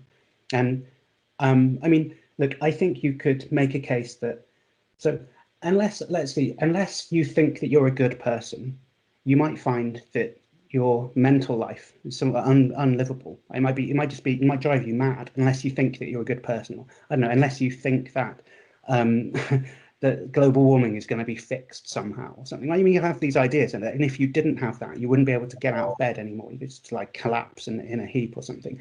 Right? Maybe that's true, that unless I have this sort of belief that gets me out of bed in the morning, I wouldn't be able to keep going, I wouldn't be able to live my life. That might be true. I think people have these kind of motivational beliefs that they need to entertain in order to get out of bed. I've had callers. Exactly. I've had callers to the show. Like I make that exact argument. I'm like, dude, if I have no standard of truth, why would I even get out of bed? I wouldn't even know anything is true. Like maybe I get out of bed and I die instantly. Like I wouldn't know anything. I mean, is Malpass trying to point out that, is he trying to insinuate that Jay is using an appeal to emotion on some level? That he's motivating view from need to... I think he's saying, well, maybe we contradict ourselves by how we live, so what? I don't know. I'm not really sure the point he's making. Yeah.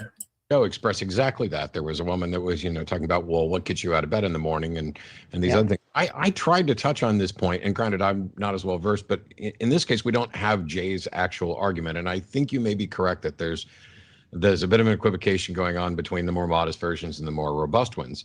Because I mentioned this notion that, or at least I recall mentioning this notion that it may be one thing to, you may need to believe that a God exists and serves as a grounding for logic in order to get rid of your discomfort with the possibility that either logic is grounded as you would like it, along those lines. What I was talking about, the main premise that there is some guarantor or grounded foundation for logic. This is where the transcendental arguments for the existence of God come in, because either they'll begin with either the logical absolutes or morality or some other puzzle that they think they can solve, if and only if a God exists. And how does Matt hold the idea of a logical absolute from his worldview? He just chunks that in there as though it's a thing. they'll begin with either the logical absolutes or morality or some other puzzle that they think they can solve, if and only if a God exists. And I never see that demonstration. So first of all, I kept asking, as Alex and I had talked about, can you put it, what's the first? So the demonstration, demonstration is a weird way to think about it. So it's our we would say, if you assume our metaphysics, then you wouldn't have a problem of induction or the problem of hard solipsism, because our metaphysics contain a unifier, absolute unifying principle that can connect our mind to the world and can connect past events to future events. So we have a metaphysical principle that gives an account for induction and solipsism, that they're not just arbitrary. So that's what I would say. Right. He wants to say, like, I don't know, that you have to demonstrate that. Well, the demonstration is the assumption. Assume it, and then what entails from the assumption. Don't assume it, and then you get a hard solipsism. That's the demonstration. Yeah, that's one way of demonstrating it. The argument itself is a logical proof. People ask for demonstration or proof. You're giving them a logical proof. If they were just to look at it on paper, God is the necessary precondition for logic. We utilize logic in everything we do. Therefore, God. They say, okay, well, that is a deductive syllogism. I don't like it, but it is. Well, the demonstration is this. It sounds simple, right? Maybe because it sounds so simple, they don't get it. Yeah. Demonstration is assume Christianity, assume Christian metaphysics, or assume Christianity is true. Assume the Bible's true. If the Bible's true, then we have a solution to, insert whatever hard solipsism, problem of induction, whatever. I mean, there's several things you could put in there. We have a solution to induction. Assume it's not true. Therefore, you have no answer for induction, no answer for induction, no intelligibility.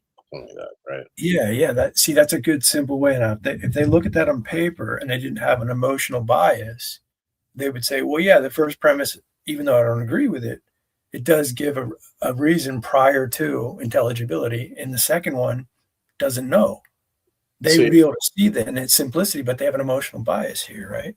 Bahnsen says the answer seems simple, like a Sunday school explanation, but he goes, but it doesn't matter if it's simple, because if I have a God that knows everything, how many hairs I have on my head, and if that God tells me that he's ordered the world in a way that the future resembles the past, which he does in the scripture, then I do have a reason, a metaphysical principle, and an epistemic justification for induction. So I do have, now you might not like the answer, but it is an answer. It counts in philosophy because it enables us to predict the future and account for how we predict it in that way, so that it counts as an explanation. Yeah, right. And that's what's happening here is the transcendental argument works and they don't like it. They don't know how to get around it because they've assumed and overlooked transcendental categories their whole life. So without the emotional bias and the fact that they've put 10 or 20 years into atheism, if they just saw it on paper, they'd be like, well, yeah, actually that the first argument where God is the necessary precondition, it does give a reason. I don't like it. There's a big analytic philosophy bias too, I feel. The analytic versus the dialectic versus continental philosophy. So analytic philosophy kind of poo-poos metaphysics, where continental philosophy takes it more seriously. So they're kind of dogmatically assuming analytic philosophy as well, right? Yeah. Premise. Where do we go from here so that we can maybe analyze it? But the other thing that kept nagging at me is, why do we just assume that it needs to have some grounding, that, you know, that it, So if he's going to argue that it doesn't need grounding, that's going to be on him, right? He's going to have to tell us, well, we don't need to assume it. Oh well, I heard him say this when I was listening to you when I was running errands, where he says to Jay, "What's the argument that logic needs to be grounded?" So that's so confused. Okay, what I think. So if logic isn't grounded, it's detached from reality. If it's not grounded, it's floating in thin air. So think about it this way. Logic in a basic sense is like necessary rules that tell us like necessary truths about the world. A consistency tool, the concepts behind what's being I'm being very simple. I'm being very simple to just. Well, I'm saying even more simply, logic doesn't apply to any sort of reason. It's consistency. Well, reason is think about for the purpose of like this explanation. So like he's like, what's the argument? It needs to be grounded, right? I'm trying to explain that. So if you think about it, they're rules of thought, right? They're rules that we follow, and it's like these necessary rules, if you follow them, you get to a necessary truth. That's deduction. So think about if the rules aren't grounded. So if the necessary rules are not real, then neither are the necessary truths. So if logic isn't grounded, the truths we get from it are detached from reality. So that's what we mean by grounded. You have to anchor it, attach it to the world, attach it to reality. And that's why Darth is always talking about the single concrete unifying principle. You have to unify the unifying principle. You have to connect logic to the world. So if does that make sense? If logic is so Matt Dillahunty, if he's going to say, well, I don't know if it doesn't need to be grounded, he's just disconnected himself from reality without realizing it. That can be pointed out. If the rules aren't real, then neither are the truths that we get from logic. It's neither the truths aren't real. So yeah. That logic could have been anything other than what it is.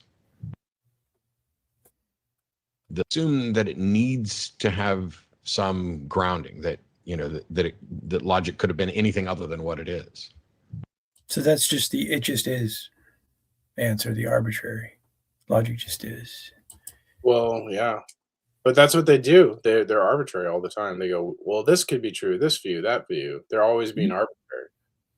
Right. So they get away with that for the most part. And when you come up against somebody, calls them out on it. Yeah. Nobody calls them out on it.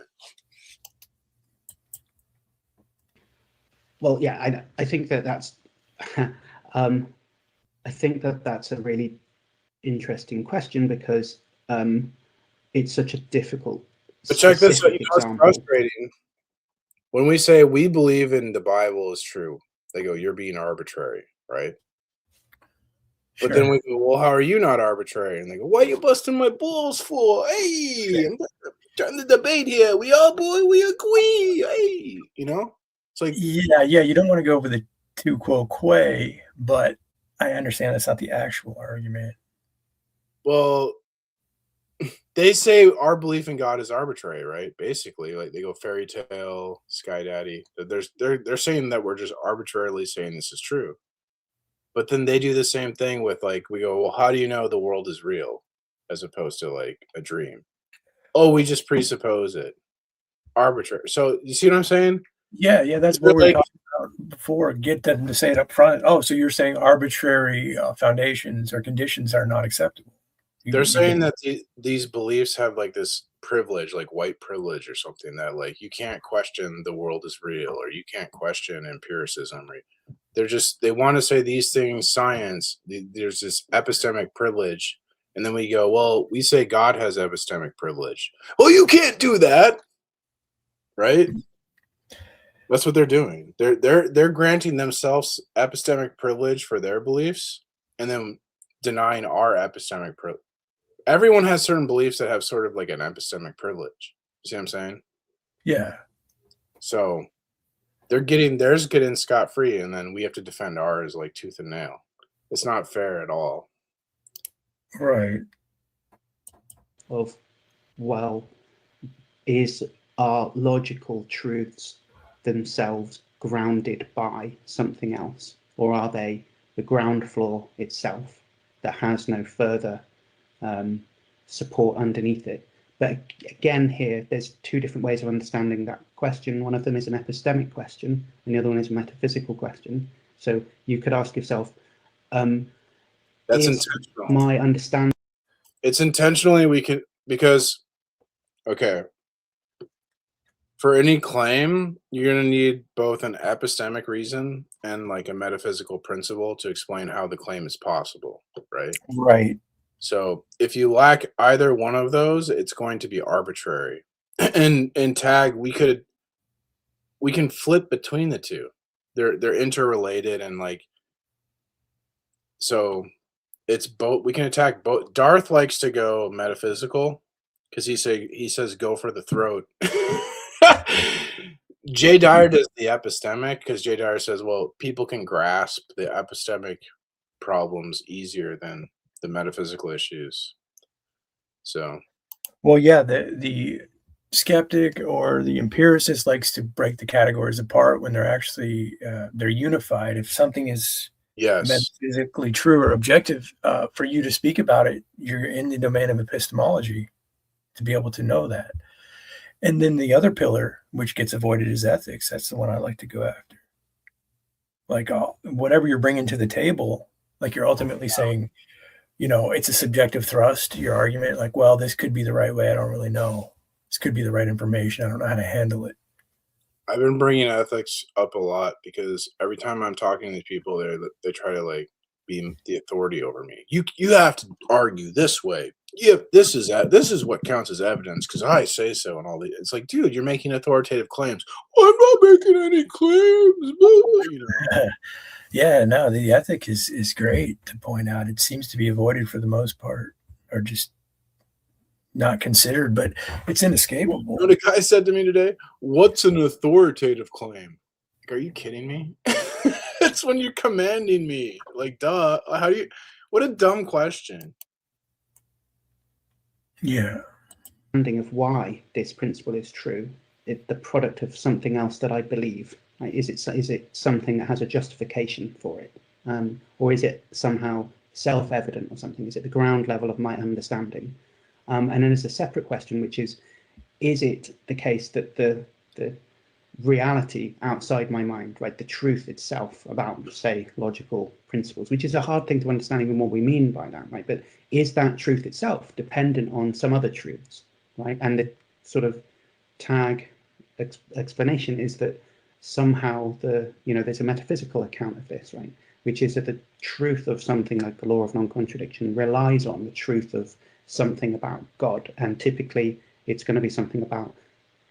I think when I talked to Jay, he sort of very briefly and very summarily endorsed a divine conceptualistic view, right? So what he's saying there is something like what a law of logic is in some way is a thought that God has in his mind, right? And if that ontology of what logic was true, then you couldn't have the law of non-contradiction or something unless God existed, because the law of non-contradiction in some way just is a thought that God's having, something like that. It's not quite clear exactly what that means, but that's the idea.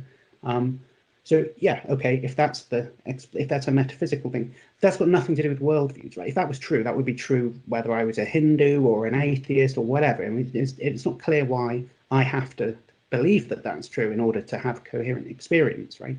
That's an epistemic question. It might, so the metaphysical question, is logic grounded in God? Pretty fucking hard question to know how to answer, but it's completely distinct from, do I have to believe that logic is grounded in God for me to understand logic or to make. And then there's the ethical question. But see, he's got these compartmentalized. Make sense out of it or something. So I think it's always helpful. And this is kind of like the Dogmas of Empiricism, like paper by Quine, where they want to like say there's synthetic truths, which are truth truths about the world, like induction, and then there's analytic truths, which are like definitionally true, which is like deduction. So they want to say these things are like separate, but they're not. Yeah, they're interrelated, right? This is why the argument should be laid out clearly. Are we talking about the epistemic issue, or are we talking about the metaphysical issue? They're completely separate. Anyway, I'll shut up. Epistemic issue, or are we talking about the metaphysical issue? They're completely separate. See, and they're completely separate, he says. Maybe I could give the argument. Quine says, what does he say? I'm thinking of the myth of the given. What does Quine say? Can't remember what Quine says. Oh, now I remember. So he says that they want to say, like, one of the famous things you hear is like, okay, so a bachelor is an unmarried man, right? And it's like true, it's analytically true because that's just what it is. So you're saying you don't have to know about things of the world to know that that's a truth by definition.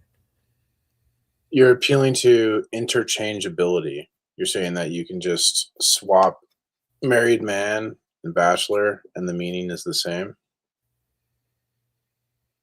But you're just, what ends up I don't know, I'm not explaining this very well, but Quine argues that what ends up happening is they're smuggling in the necessity. The necessity is just assumed. Yes.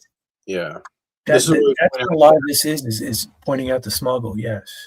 And Tag, we're saying, well, we need to have a necessary truth. We need a necessary reality. So they're trying to have the necessary truth and deny the necessary reality. But if in reality nothing is necessary, then how could it be true that something is necessary? You know what I mean? Yeah. Anyway, I'll shut up. I had an observation, and I was wondering if Matt caught it. I know Alex has remarked on it once before in connection with his discussions with Matt Slick, but there's a kind of idiomatic usage of the word transcendental, specifically transcendentals. Jay kept talking about transcendentals. He said it in your debate. He said it in his discussion with Alex some months ago. And this is kind of peculiar because I'm familiar with transcendental arguments of various forms, including Tag. And among philosophers, they don't talk about transcendentals. A transcendental argument is a form of argument, but it's not called a transcendental argument because it deals with something called the transcendentals. Transcendental categories? But if you talk to Matt Slick, and I suspect Jay is getting so usage of... I mean, you could use it in plural. So you could say the transcendental, and refer to like a worldview. The worldview is the transcendental. Or you could like break it down to like transcendentals.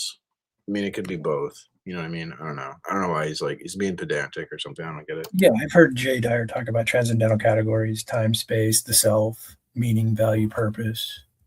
Yeah, but you could also refer to like all of them and call it the transcendental or something. Like he'll say God is the precondition for the preconditions. So God is the transcendental for the transcendentals.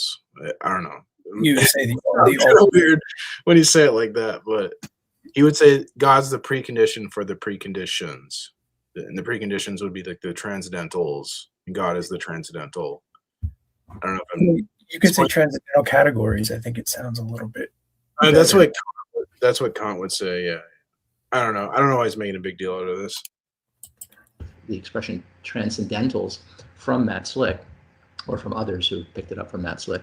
But he seems to think that there's this category of features of reality, things like numbers, things like logic, the possibility of truth and knowledge and values. He thinks that these things are transcendental. They are transcendental objects. They're not empirical objects, right? They're not objects to be met with in space, right? These are features or facts about reality that are transcendent as he sees them.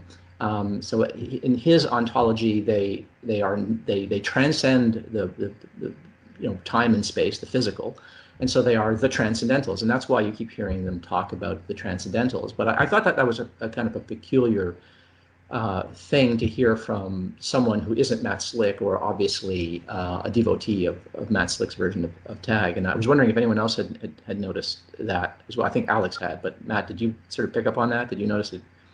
So not to the extent that you did. When I heard, for whatever reason, and perhaps because I'm a self-educated dilettante in this area, every time he would say transcendentals, my brain would just interpret that because he's talking about essentially an item that is transcendental. I just assumed he was talking about an abstract concept and an abstraction or something, rather than I never would have presumed that he was either talking about a collection of transcendental arguments or that the things he was pointing to as transcendental were why the argument was transcendental. I thought it was maybe one of those things where I would have used the word abstract to describe something. Although we clearly have, Jay and I, some fundamental disagreements on some linguistic components, not the least of which was the number of times that I was accused of coming up with something that was arbitrary after I'd talked about either I presuppose this, which still isn't arbitrary. There are reasons why I presuppose it, and perhaps there's a transcendental argument that could be used to explain why I might presuppose something that, which would be the modest version that Alex was talking about, I suppose, where I need to believe this in order to not have my world descend into chaos. So when I was talking to him about these, but that doesn't mean it's true. If that doesn't really get you to truth, that just says like it's conceptually true, but that doesn't mean it's true in reality. So it doesn't. To me, that doesn't do anything. We're still in La La Land. Yeah. I kept going back to like the debate with Cy more than the debate with Matt, because while I don't necessarily put any of them in the exact same bubble, I remember Cy talking about this notion of circularity, whether there's something that's viciously circular or virtuously circular. And I'd always been of the perspective that, yeah, now you're just playing games with words because your argument's either circular or it's not. And so for me, when I look at even Jay's almost version of an argument, there's this notion that I was not convinced that there'd been any demonstration that the laws of logic, which I'll just go with that label since that's what they're going to call it all the time, have or need a foundation. But I thought of something after the debate, which I know I'd thought of previously, just not during, which is it's not just, I'm not saying these things don't need a foundation. I'm saying where's the demonstration that they do? Because I don't see a demonstration that they couldn't either just be the foundation or, not require any external justification or warrant, or how would logic just be a foundation? A tool of consistency is a foundation.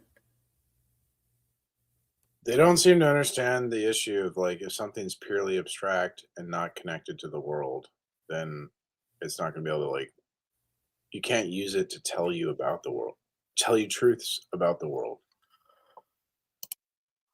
But they're going to do it anyway. His view, which is that there's almost like a linear causal type foundation where God serves as the grounding for logic, which serves as the grounding for math and blah, blah, blah, blah, blah. But it occurred to me that there's at least a third option that neither one of us really discussed, and that, and this may get to a question that Ozzy asked me the other day about properly basic beliefs.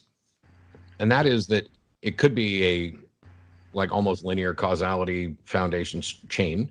It could be the basement foundation, or it could be something closer to like the fire triangle, where you have multiple independent components that must that cooperate in order to result in fire. This is the problem. And so remember, this view, that view, could be this, could be that. Never make a commitment. So they live their whole lives with no commitment. They're committed to the church of I don't know. Their commitment is I don't know. That is nothing. Yeah. So they want to break down Jay Dyer with their doubt. And he's like, no, I'm not accepting your doubt. Here's my argument. You can keep your doubt. Your non-committal doubt. Properly basic beliefs is something like Plantinga brought up, and that's a foundationalism. But that foundationalism has been eviscerated. So that's why he can just do, well, I could have this as my properly basic belief, or that, or this, or this. It's like worldview buffet. Yeah, this is Matt coping with his debate with Jay Dyer. Like, I need to get a worldview in order to have a debate with this type of person.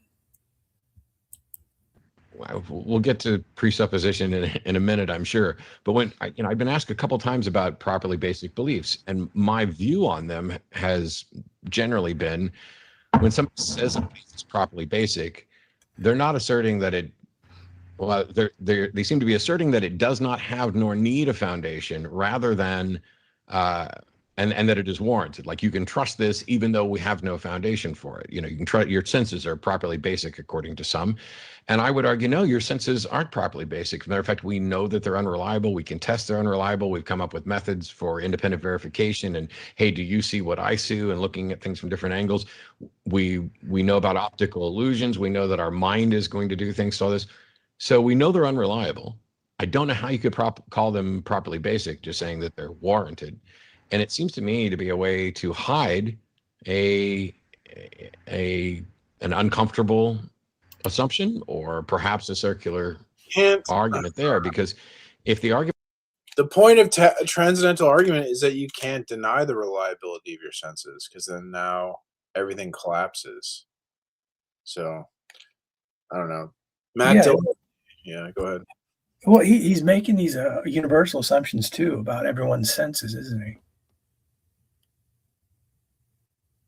That they're unreliable. Yeah, I mean, it sounds good, but how is he making such an assumption from a skeptical worldview? Like, I don't know what he's saying. Unreliable. Reliable doesn't mean 100%, right? Is he just saying they're not 100%? Probably. Actually, I'm probably interpreting. I think he's using words wrong. I'm going to be charitable, but I'll say this: Matt Dillahunty is properly basic. argument is that transcendental grounding, in the church, that this wow, I almost went to the same transcendental that you were talking about a minute ago, that the foundations of logic need a grounding, and therefore we give them a grounding that we can't demonstrate, which that grounding doesn't need a grounding. This is going to fail when you take the "it just is" with logic. This is super dumb. The ground. What's the ground of the ground? What's the Supreme Court of the Supreme Court? What's the president of President Trump? It's like that's the ground. The point of the ground. It's the terminus of the chain of justification. Yeah, when he takes the route of logic just is, doesn't that open the way for God just is, which is prior to logic, a defeater, essentially? Yeah, I mean, yeah. You can point out the defeater, say that's not my argument, but it is a defeater for what you're trying to do. Of course, they're hypocrites, right? Of course. Well, I mean, it's not a bad thing to point out. Say it's not even my argument, but you're already introducing a defeater here. It's basically God is the basement floor. We've gone a step further, and so the argument then becomes: these things need a grounding or a foundation, which doesn't. So you'd ask Matt, "Oh, can you demonstrate why they don't need a grounding?" It's so funny. Do you know what it? If they don't have a grounding, guess what? They're arbitrary. Grounding just means not arbitrary. Yeah. Opposite of arbitrary. So he's saying, I can just be arbitrary, but I don't think he knows what these words mean. Well, that's what I'm saying. That's what he's doing with "it just is." If he can be arbitrary, we say, well, we can be arbitrary, and God is prior to all these arbitrary claims. Is this what they're really arguing? Like, I just want to be arbitrary? Is this Malpass? They don't realize what's pointed out. Yeah. They take I want to be arbitrary, and then they dress it up in a bunch of like science. Right. Right. It's all about the dressing. Yeah.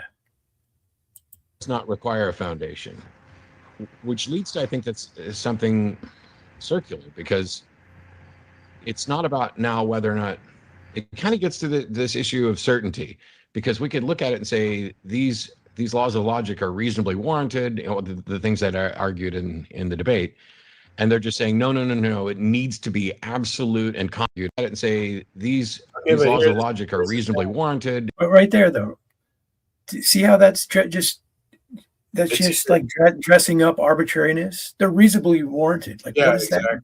exactly. But it's when you boil it down, it's necessary, optional. Necessary, optional. You can't have. They want to have this middle ground or something. Neutral ground. They're like fake necessary. You know, the things that are argued in the debate, and they're just saying no, it needs to be absolute and concrete, and there's exactly one thing in my brain that might be able to do that, and that is a perfect God that doesn't have a foundation. Well, I'll just say a couple of things about properly basic beliefs. First of all, I mean, that's a controversial concept in epistemology. It's something that I am partial to. I believe in the notion of properly basic beliefs. That is, I believe there are beliefs that are basic. So we've all got beliefs that are sort of basic to our worldview, right? But properly basic beliefs are supposed to be special. They're supposed to be different. But it isn't because they're certain. It isn't because they're indubitable. It isn't because you can't be wrong about them or anything like that. I have on my channel some videos about this, and I list 5 criteria for proper basicality, what distinguishes basic beliefs from properly basic beliefs. And there's a number of criteria, but among them is there's a multiple. Pick one. Hey, have one. This one, that one. We'll just switch in the middle of the debate. I'll have 5 of them. I'll argue 5 of them. Yeah, I think a lot of these guys get off on being able to do that. They're like, oh, I can bring in all these different perspectives and confuse and get you to think about all these different things. But when you ask their actual position, they're like, well, I don't really know. I mean, he just conceded his criteria is arbitrary. He goes, there could be any there's several. But that's like, but what is he saying really? He's saying it's arbitrary. Yeah, that's they're dressing. They won't say that outright. They'll do this like fake, like, isn't it sound? Don't I sound smart when I say it? Frame it like, yeah. I like the way you're seeing that, because you start to see that, and then it becomes ever present in these guys, and you just have to keep pointing it out. But we talked about this prior. Like, you want to get them to bring that out up front. Like, okay, so we're not going to be arbitrary, or like you said, do you have a non-arbitrary reason that you're going to bring to the table tonight? Stuff like that. And before you debate, make them commit to non-arbitrary knowledge, and then they're done. Yeah. Yes, and you're referring back to how they're, violating the initial target. Optically, too, what are they going to do? Well, no, I'm going to make arbitrary arguments. Well, I'm not. Well, that's true, because they say, no, it's not arbitrary. Give a reason. And then you have to point out how the reason is arbitrary. It traces back to arbitrariness as well. So they'll need an epistemic reason and a metaphysical principle reason. So yeah, and then you can always go into, to finish it off, like, and then you're going to also need to provide why I ought to consider this, why one should follow such a system.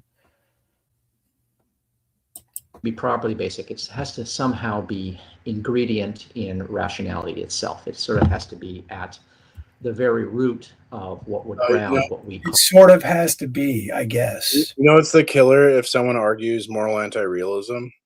They just, every time I go, should I believe your argument? Yeah.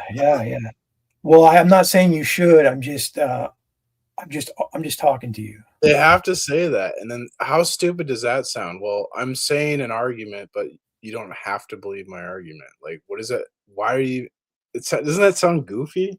It does, and it's great to bring that out, because that's essentially what's happening in all these discussions. Is when you go to the meta ethic, they go, "Oh no, I'm not saying you should do anything." And some people will outright say that. No, I'm not saying you should take me seriously. I've clicked somebody out of the stream when they said that. Just effect, like, oh, okay, click. So if the form is correct and the premises are true, you're saying I not ought to believe the conclusion. Yeah, no, it's great. That's where ethics shine. Absolutely. Call rationality, and that if you don't believe certain things, then you're not going to be engaged in anything that we would recognize or call rational. But I don't want to. I don't know if we want to burn a lot of oxygen on this, because I think Jay said in his discussion with you, Matt, that he disavows the notion of proper basicality. I mean, he said it just sort of, it was the one point that we appeared to agree on, which is now why I question my position even more than I did. Okay. Well, that's good though, right? He's admitting that he's questioning his own position. That's the idea. Maybe at some other juncture, you and I can talk about it, and I can expound upon my views. Yeah, I'm going to stick with the debate stuff, but I want to make sure I touch on that. And I'd love to sit down and have you correct me and inform me more on proper basic beliefs. What's that? More like, sit down and have you gaslight me, more like, right? He's going to stick with the debate stuff, even though he's questioning his own position as well. I think Jay espoused a version of coherentism, so not a foundationalist view. Well, it's not coherentism, but it's similar in the fact that it's a unified system. I mean, I think you could lump coherentism with foundationalism. I don't think they're that. Yeah, neither of them are going to be Jay's position, but there's going to be similarities that they might point out. Coherentism is like foundationalism, but instead of like one solid truth, you like have a web of beliefs. Yeah. But still like, so we would actually be foundationalists, but we would, as opposed to, this is where I bring up the like revealed in history. So it's not a brute assertion, it's a revealed assertion, but we are foundationalists as Christians, but we would say we don't, it's different because it's not a brute foundation, it's a revealed foundation. Yeah, so it's aside from the traditional use of foundationalist philosophy. Yeah, it's not the same. Yeah, it's not the same. So he doesn't think that a coherentist isn't going to say that that chains of justification go back to points where they terminate. More what you've got is a web of belief. And I mean, I'm quite inclined to, I enjoy thinking about that type of view more than foundationalist view for various reasons. Jay introduced a distinction that I don't recognize, which was between something like, well, I'm not sure whether this is what sometimes he means by presupposition or transcendentals, where it was something like the types of things where if you tried to not believe them, it would destroy your worldview or something, right? And I just don't recognize this category as a genuine category for a couple of reasons.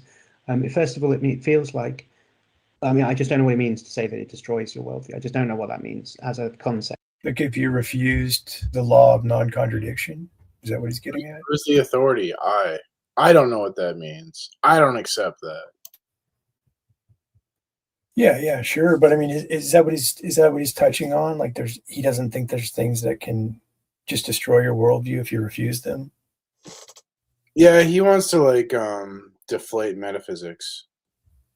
But they don't deflate their language. I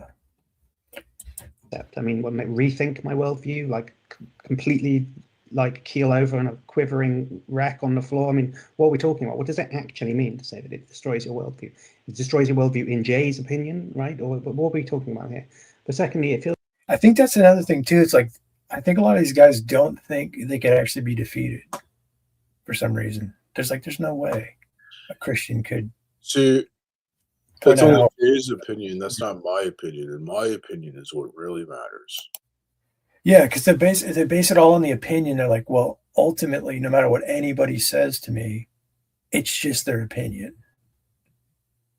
Like they're resting on that, and then they're trying to argue that their opinion is going to disprove your worldview. So just bringing in doubt, basically, and say, will you accept my doubt?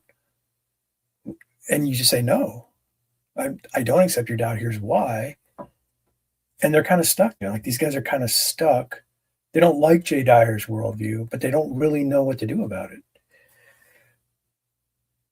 Feels like I can imagine some precisifications of that term where it's natural to think that it's relative to a person. So, for instance, and he gave this example of Someone, he said, what if I thought someone lived next door to me, but I figure out it's not actually them or something. Someone, I can't even remember who it was. Anyway, someone, right, some famous person. Lil Wayne. I imagine I thought that Ozzy lived next door to me, right?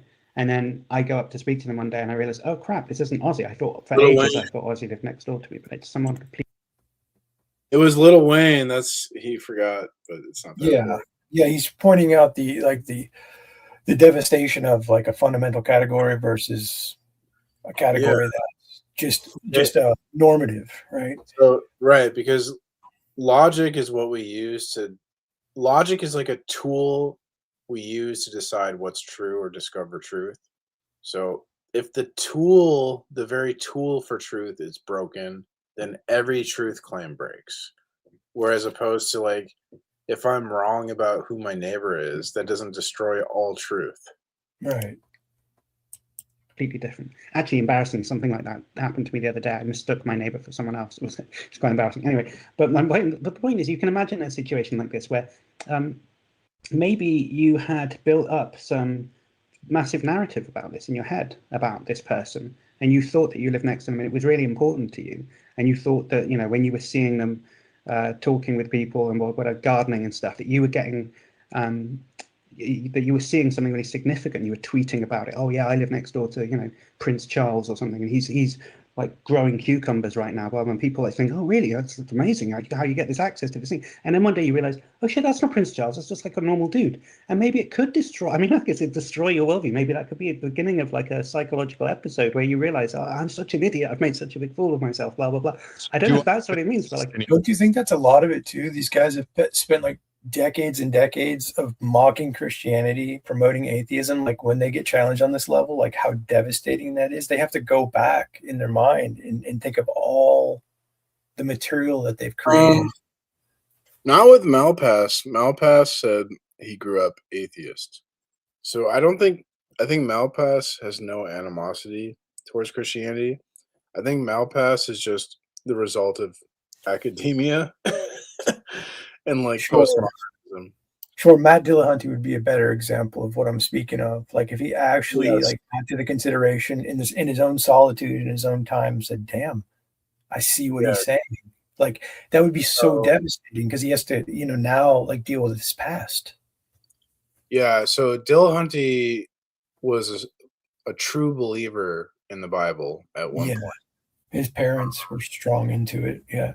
So what I read a book on propaganda, The Formation of Men's Attitudes by Jacques Ellul, and he says basically like, let's say you're a hardcore Democrat, and then you decide, oh, the Democrat Party sucks, I'm going to be a Republican. It's like you become like you develop like a zeal because when you switch sides, you develop a zeal for your previous side, he says in that book. There's some psychological reason for that. A zeal? Yeah, a zeal for your... you feel like they lied to you or you were like wronged. You know what I mean? Right. So there's so many barriers here. Like that's what I'm saying. I think you can merge this. Yeah. The guy who switched side is going to be like a warrior, like go militant against like Democrats. Whereas like if you're a lifelong Republican, you're not that militant. You see what I'm saying? Yeah. So like Malpass, for instance, could come to the conclusion at some point, like, I can't really overcome this and say that outright. Where Matt, if he was at that point, he would have to go against all his militant and ridicule of Christianity for a couple decades, which would be very painful. Like that would be the difference in discovery, because the sort of the damaging nature of figuring out you're wrong about something very fundamental. Like most people have experienced that on some level, but in these scenario, like a scenario like Matt Dillahunty, like not only would it be devastating that he's wrong, but he has like decades of mockery that he was incorrect about. So it becomes mirror in a sense, right? Like now the mocking is reflected back to him. He has a trauma that like Malpass never has. So, but you see what I'm saying about like the devastation, like to getting to the truth of the matter. Like he has to. Yeah, there's an emotional barrier set up there. There's a financial barrier too, right? Yes, right. That's what I'm getting at. Like a financial, notoriety, an emotional barrier. All these things are propped up against realizing this, which goes into the fall of Adam. Like it's a moral. And then it gets into it gets even real. Like I have people that P. Mars, I thought you were smart until you told me you don't believe in evolution. So there's just pressure that the external world puts on us to think like the world. You know what I mean? Yeah. Yeah. Or yeah. But like, do you that believe is in evolution? dependent. No, I mean, I reject evolution. Okay, I don't. All right. I mean, how would that, if death started in the garden, how does evolution work with the Christian worldview? I mean, it's like, I agree. Yeah, I think it's bad because then there's no atonement for sin. Death and suffering don't enter the world through sin, so the atonement doesn't make sense. But yeah, I wouldn't hate you if you believe in evolution, or I wouldn't Yeah, I don't. It's just not something I typically get into arguments about. I'll argue how it's mostly philosophy sold as a science, stuff like that. Me either. I'm not really into the science debates because they're kind of inconclusive. What I like about Tag is we actually can completely demolish any opposition. Right. But if you listen to Bonson's take on evolution, it's helpful because you can point out how they're just holding a philosophy dogmatically that's being sold as a science, which is propaganda in the education system. Yeah, we can point data points that contradict their narrative and all that. It becomes well, this piece of data contradicts your narrative. Well, this piece of data contradicts your narrative. So that's why I like Tag. It gets to well, whose narrative's true, Yeah, I mean, it would be useful, but I'm not really into the science. I'm not really a science person, but a lot of people are liking that stuff. Yeah, I'm more into all of that narrative and stuff going on in the first place, and there's nothing about the belief in particular that distinguishes it from anything. It's completely mundane belief about the identity. But that is totally dependent. Blah blah blah. I don't know if that's what it means, but anymore. Yeah. But that is totally dependent on all of that narrative and stuff going on in the first place, and there's nothing about the belief in particular that distinguishes it from anything. It's completely mundane belief about the identity of your neighbour. It's in fact the example that Jay used to distinguish the special kind of belief from this humdrum thing about mistaking your neighbour. I mean, that could have a significant impact on my worldview. I might have to reevaluate lots of things that I think, whereas he thinks believing in something like a transcendental, like a law of logic or something, if you doubt that, then there's this catastrophic consequence that is to follow. But doubting who your neighbour is doesn't have any catastrophic consequence. I mean, not only do I think that's wrong because you could have a catastrophic consequence, whatever that's supposed to be, by mistaking your neighbour, but secondly, it's not catastrophic to doubt almost anything of these. There are Buddhists who regularly will talk about how the self is an illusion. It's a belief they've come to internalize, right? That the self is an illusion. David Hume even has a similar sort of idea. And it's not worldview ending. It might be worldview changing to have that be. It might be very different from the way that Jay sees it. Also, it would be when you try to work out that you're an illusion, thinking in illusions, professing in illusions. Your rationality is an illusion. Your argument's an illusion. Yeah, it would be damaging. I would say in a good way to snap out of that. Everything would and should change if you see the folly in that. So I don't. He doesn't care about performative contradictions. It's he doesn't care about the contradiction. That's you want to get to the root of Alex Malpass. Why are you claiming this is true? What are you basing this this whole speech on? Basically he's trying to play neutral territory overall, and he's completely arbitrary. So he's none of this can be damaging because this is pluralism. He's saying these are things he doesn't even believe. You know what I mean? We want to know what he believes in order to say the things about what he believes and doesn't believe, and which one is right or good. He is all these things, right? Embedded into what he's saying right now. Anything can be true except for an exclusive truth. Yeah. We have to believe anything, but we exclude the exclusive truths. which is an exclusive truth claim. Contradiction, exactly. Questioning laws of logic. I mean, Aristotle himself very famously has an argument that the law of excluded middle isn't true, right?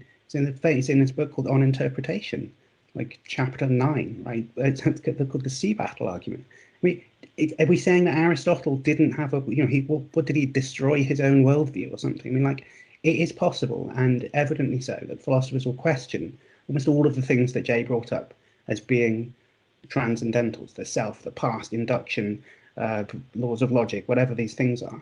That I just don't accept that to question them does anything particularly significant to your worldview. You just might have to rethink some stuff and kind of come to terms with it or whatever. But sufficiently ingenious philosophers have come to terms with lots of very difficult to understand things. I mean, they just don't recognize it as marking a distinction of any real significance at all. Yeah, can I just jump in and sort of come to Jay's defense here? I think, I mean, I don't think, my suspicion is he doesn't think that that it causes, and that doubting any of these things or not being able to defend any of these things causes anybody any particular psychological distress or some kind of conflict in their overall cognitive economy. Thank you. Oh my clearly, God. For real. Like, holy shit. Like, Malpass is like, these people don't have a midlife crisis. Therefore. No, but the funny thing is that would apply to Matt, as we were suggesting earlier, financially, emotionally. This devastation would particularly apply to Matt. Really, people have inconsistent worldviews. In fact, I think everybody does. I think everyone has an incomplete worldview, and everyone has an incomplete. I mean, it's not that doesn't sound right, but it's interesting when you ask people from their worldview how they got to that conclusion, right? No, I would agree with that. No worldview is exhaustive. Jay Dyer would say that. But how does Ozzy justify that? Is what I'm getting at. Those are one of the things. Sure. Yeah. But like, to be charitable, he is correct on that. Like, no worldview is exhaustive. There's some things. Like, as Christians, there's like some things where, like, why did God do this? Well, God didn't reveal the answer, so I don't know, right? Yeah, but from his perspective and his worldview, isn't it an interesting question to ask how he got there? Well, that's why we would say, like, okay, yeah, Christian, our worldview isn't exhaustive, but at least we can account for truth, reason, intelligibility, logic, science. There's so many universal claims that go unpointed out from secularists, like, oh, we know that all people this, or no one can do this, universal negative. When you simply say, like, how did you come to that conclusion? Through observation and sense data. Science certainly didn't give you that answer. Well, once again, he's going, I'm not certain, but I'm certain you're not certain. Yeah, there it is. Consistent worldview, and to suggest that Christianity or Islam or whatever is a complete and internally consistent and coherent worldview is, I think, symptomatic of a person that has not examined their beliefs very, very thoroughly. I think everyone has an incomplete and inconsistent belief set. So I don't think I don't think that that's what he's trying to get at there. I think what he's trying to say is that if you have no way of grounding or rationally defending some of the commitments that we all have, like we're all committed to the idea that we have a self, or we're committed to the idea that there's a mind-independent reality, that there exist other minds, that there's such a thing as truth, that causality exists, that time and space exist, that the world is intelligible, that logic is validity preserving, and so forth. He just conceded he believes those things arbitrarily. So if you believe all those things for no reason, why are you going to bust my balls for believing in God for what you consider to be no reason? Right. He can't do it. So if he could see that, or if perhaps he does see it and is being honest, he'd be like, there's really not need for you to debate, Matt. Like, especially those type of people, because you're going to fall short there. Which, interestingly enough, I think that's what Matt does now. If someone starts challenging his presuppositions, he'll give the call to somebody else. He'll avoid it, like you pointed out earlier with Malpass. Just don't answer them. That the future will resemble the past. All of these things are commitments that we have. We are literally committed to these things, day by day, minute by minute. We exhibit in our action, in our every action, in every word, our commitment to this. Hence performative contradiction. You you literally can't do anything without God.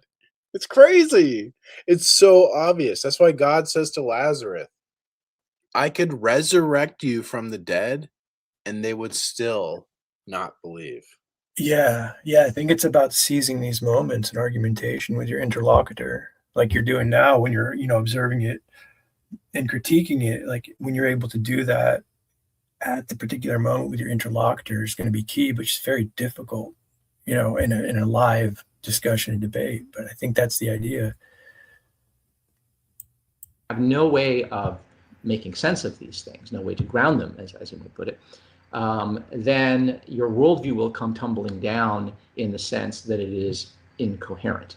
Once pointed out to you, you will realize I have no reason to believe any of these faith commitments. All the degree to which I have these commitments, that I'm invested in these things, I'm being irrational to exactly that degree because I have no way of making sense of them. So I think it's in that sense. And that doesn't necessarily have to elicit any particular crisis in a person. Yeah. He explained it fairly well there, like what's happening. The conclusions are funny. They're like, oh, it doesn't mean anything though. I'm saying, man, they can't think outside the box. It's like they're so close, but they just can't get outside their box. Person. You'd really have to. I don't know. It's more of becoming aware that you're. I wish you'd say, like Matt would say, like, well, how did you deal with that? It sounds like you understand it, Ozzy. How do you deal with the fact that you're just faithfully believing in all these preconditions all your life, arguing with people against God, having no idea, no actual argument why he doesn't exist? How do you deal with this? Like, I've been saying to them, I'm like, you literally live in the shadow of theism, of Christianity. You live in the shadow of Jesus. Like, think about that.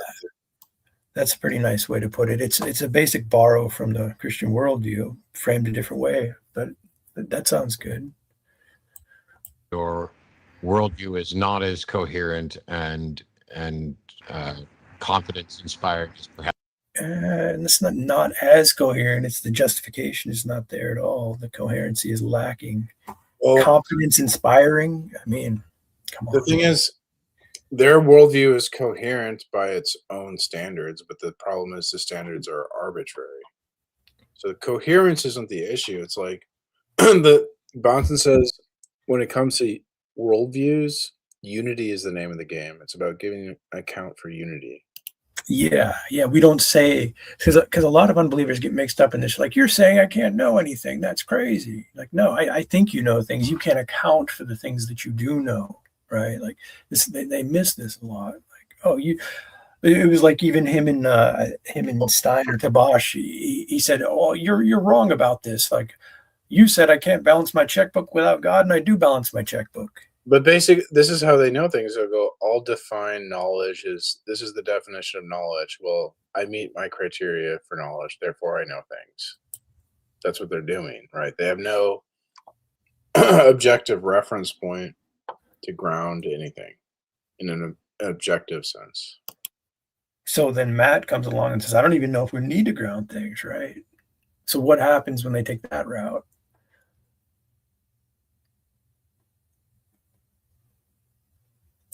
Perhaps I thought it should be. Yeah, I can imagine some people would be. In fact, I can think of a particular person or two who I think if you told them, listen, you have these faith commitments and they are not grounded in the way that you think they are, and if you were able to demonstrate that to them, they would have a real kind of psychological crisis. It was why early in the debate, these other people, not us. Is this funny? They're talking about midlife crisis. He's like, oh, I didn't have a midlife crisis, so my worldview is coherent. Yeah, I that didn't happen to me, so I must be all right. I'm happy to acknowledge that I, like everybody else, have some presuppositions. I think that and he kept saying, "Oh, this is just arbitrary." Well, I could have decided arbitrarily that death is preferable to life as a principle, and this would result in, well, if everybody did it, the extinction of the species. Exactly. But on his worldview, you could decide it, dude, in any manner, and it would have the same weight or thrust. Bro, they say suffering is bad. Suffering is bad. Well, how do we get rid of suffering? Get rid of Boom. life. Get rid of life.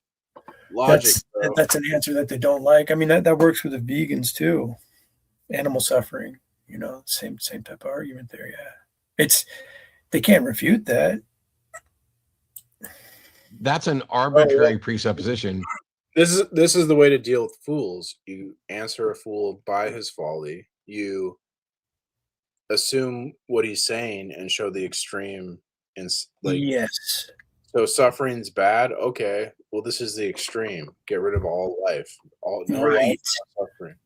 So Sort of that's the internal critique is answering him according to his folly, and then you don't give him grants. But in you his don't assessments. answer a fool to his folly because you don't let them dogmatically force their view on you. Or grant themselves and smuggle things in that they can't account for. So Proverbs 26, 4 and 5 are absolutely key in what we're doing here. That we can show either through intellectual exercise or terrifyingly through practice that it leads to something that is clearly not the case. And so instead, if I pick a different arbitrary foundation, and I did this for moral grounding, that life is generally preferable to death, that obviously has much more use because it doesn't have the... So he just shifts over to utility, right? You said obviously. It's just so obviously is doing obviously a lot of work there. Right. It's just persuasive language. Well, we all know this is true. Well, everyone agrees. Well, obviously, we all see. Right. Rhetoric. That See, but I'm trying to see result in, well, if everybody did it, the extinction of the species. But that's an arbitrary Yes, presupposition. Right? No one would do that. Yeah, the little subtleties, yeah. That we can show either through intellectual exercise or terrifyingly. Also the strength of we, right? We can show, we've discovered. There's that as well. We all know. We know now because... Well, we now know, yes. We now know because... Me and this team of people in my garage that you can't see from here, they're specialists. We all know. We're not cavemen anymore, clearly. Therefore... But the we, right? Like the we is the strengthening component of like, oh, it's not just me. Yeah, it's just all superficial. It's all optics. Like through practice, that it leads to something that is clearly not the case. And so instead, if I pick a different arbitrary foundation, and I did this for moral grounding, that life is generally preferable to death, that... Well, he's saying he did this like as though is it a thought experiment or exercise. This is his actual worldview, is it not? It blows my mind. Like, let's say I am arbitrary. Like, what do you... Yeah, he's kind of saying something like he did an experiment here about like trying different presuppositions, but his actual whatever his moral framework is going to be arbitrary. It has to. It needs an agreement from others. That's the way it functions. What he calls an objective moral is an agreement that's built on subjectivity. Obviously has much more use because it doesn't have the there's utility smuggled in, right? Consequences of a death cult, and also by including general. Did he stop believing in God when he started losing his hairline? Goodness, I don't know. Could have been a multitude of factors. I mean, it'd be an interesting question. I'm just joking, but he's gay. That's another issue. Well, no, but the funny thing about that is he's in like a strange gay denial, right? He has like a tranny husband. Yeah. He's like, oh, I truth is important to me. You can't tell me that my penis wielding husband is not a woman, but truth is important to me. It's like, wait. It's like when your desires conflict with the book. It's like, well, no wonder you reject it, kind of Yeah, if you take that route of argumentation, though, it's going to be, again, it's going to teeter on ad hominem. Right. But there is something to be said there. Like, somebody who's gone down the road of like, you know, like hedonism, like drug use, like sexual depravity, I like wouldn't make that my you main can't just argument. write them. Hold on a sec. You can't just write them off flat out. You know, like, oh, he's just this. But you can make a case that like that lifestyle can carry over into how they think about the world. Obviously. Go ahead. Yeah, my bad. Sorry for interrupting. Sure. Yeah, I wouldn't make that your main argument, but it's like kind of Right. in a little bit. Yeah, it's kind of a sidebar if you want to use it. You can lose a lot of audience using things like that too, but it's at your discretion. I think, for instance, I think Darth loses a lot of audience from other Christians because of the way he navigates the conversation. You know, I could be wrong.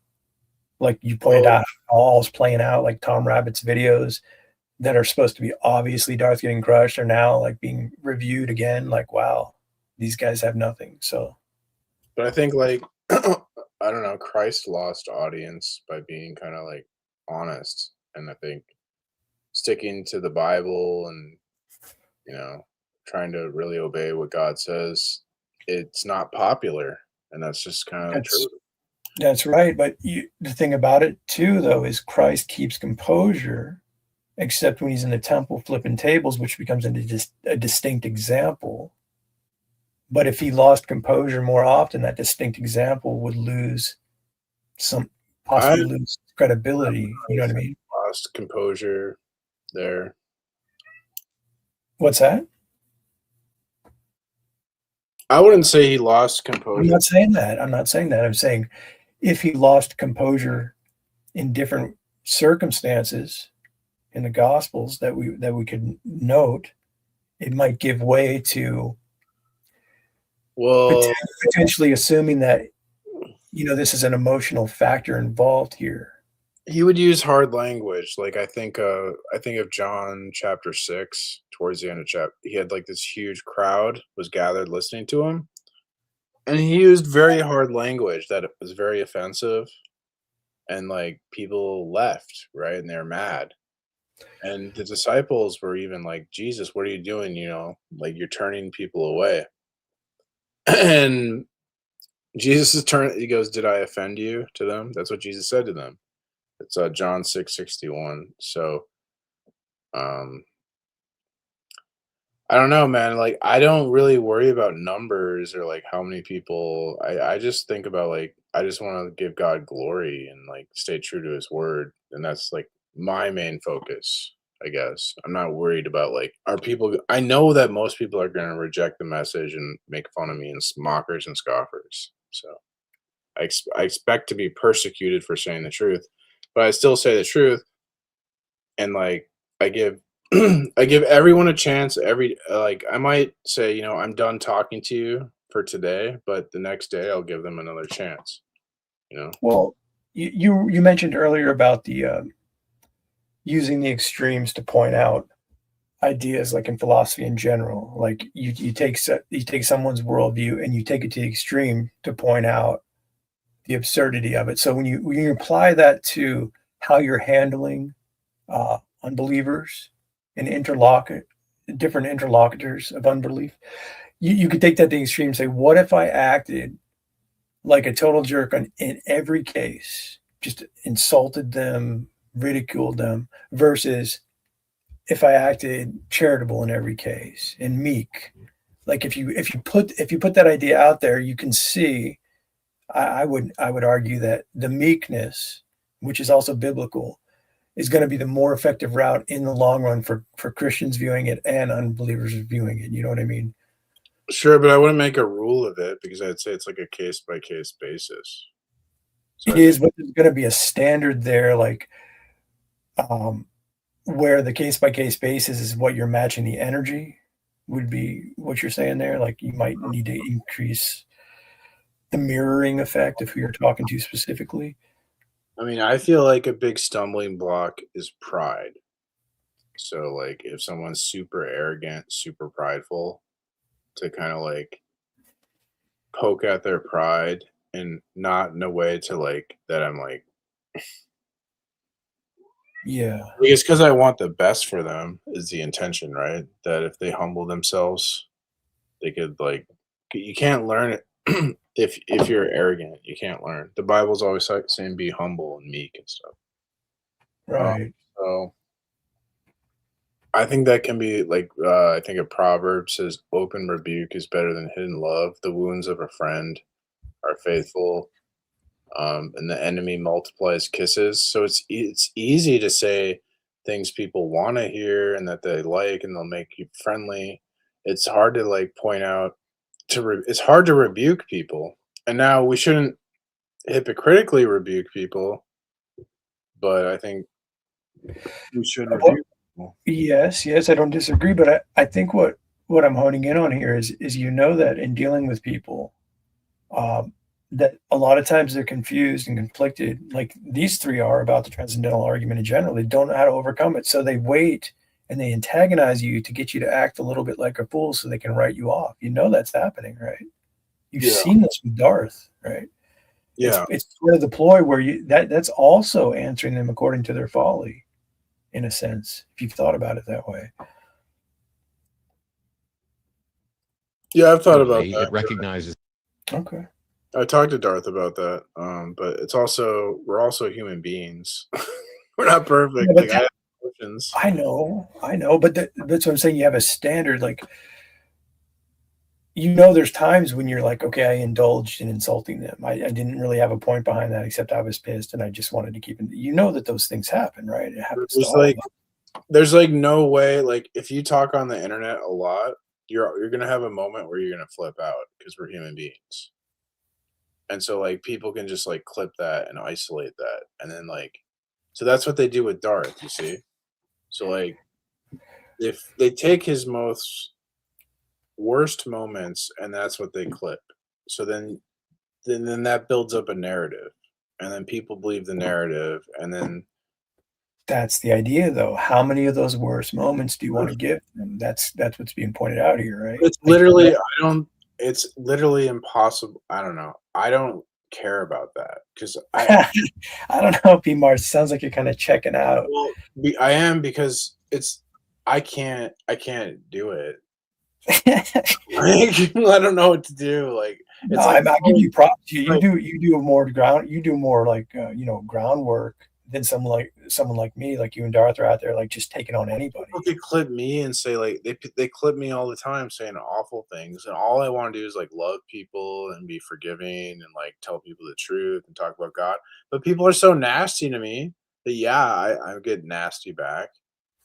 But it's not like I'm just openly a jerk to people. It's like it's usually like I'm patient, and then I snap at someone. Well, I'm a human being. Like I don't know. I'm not perfect. I don't know. So yeah, I know it sounds like I'm being a moralist towards you or something like in this type of argument, but there is a point where like you can admit that Darth is indulging in his insults. I've heard him do it many times. I don't really. Okay, you've never heard him just be like just enjoying insulting people where he doesn't even need to? Like he's like, oh, how old are you? They're like 19. Like 19, you sound like a 16-year-old. My gosh, like it gets kind of stupid sometimes. Like when he doesn't get the answer that he wanted, like it was going to be a 35-year-old, but it's a 19-year-old. I have a different. I feel like when you ask someone a question and they don't answer your question, that's like, I think that's worse than like saying the N-word. I think that's horrible to do to someone. I think that's well, I don't want to entertain everyone's question necessarily. I could give a good reason why that is. Well, then you'd have to go, well, that's a loaded question. And then I can just say, I don't want to give that information. You mean like within the scope of the debate? I mean, if we're having a debate, though, you can't. That's not fair. Well, if you say, I'm not going to answer that in that way, and here's why, like that is fair. But well, if you say it's like a loaded question, and then you explain why, yeah. Well, or like the fact that you're pointing out that small or something, if it's irrelevant, you can say, well, you'd have to say, well, this is a loaded question. It's irrelevant. This is a loaded question. Here's why. You're giving me an either or, and I'm trying to show you how both. That's fine. But if I ask you a fair question, then and you don't answer, you're just telling me that you're like lying to me. You're lying. You're like, I'm just gonna lie to you. That's so rude. That's, to me, that's just like really offensive. That's true. I'll agree with you. Here's the thing, though: when someone is rude, what sparks in you that, like, oh, now I need to up my rudeness? That's what I'm driving at. Rude. I think he's giving a righteous rebuke. I think you're ignoring the bad behavior, and you're focusing on Darth. And you're not. Well, I mean, I've looked at it multiple ways, and at this point, I would say he indulges in it, but you have a different view. That's fine. Is that there may be situations in which my quality of life is such that life is no longer preferable to death, which is how we get to issues of dignity in dying, and the notion that, you know, as an autonomous individual in charge of my own life, I should have perhaps the right to decide how and when I'm going to end my life. And then you get into the other prong of this, which was how much duty and responsibility does the rest of society have to make sure that I am not actually frivolously ending. How much duty and responsibility does society have? These are just illusory metrics from the skeptic's worldview. These categories of duty and responsibility, they're nowhere to be found in reality, except a system of people getting together and say, oh, let's make this a thing. Let's agree on this. And then you get into the other prong of this, which was how much duty and responsibility does the rest of society have to make sure that I am not actually frivolously ending my life. Now, that went down the moral track, but it applies similarly, in my mind, to things like identity, non-contradiction, excluded middle, which is the foundation of a good chunk of the transcendental arguments for the existence of God. They tend to either go down, there must be some foundation for morality. If there's not a foundation for morality, then the world cascades into just terribleness. There has to be a foundation for the laws of logic. See how he writes off morals and ethics in that way? He doesn't understand that they're tied to his worldview completely. They're tied to his argument itself. He's just like, oh, they think they have to have an objective moral, everything goes to shit.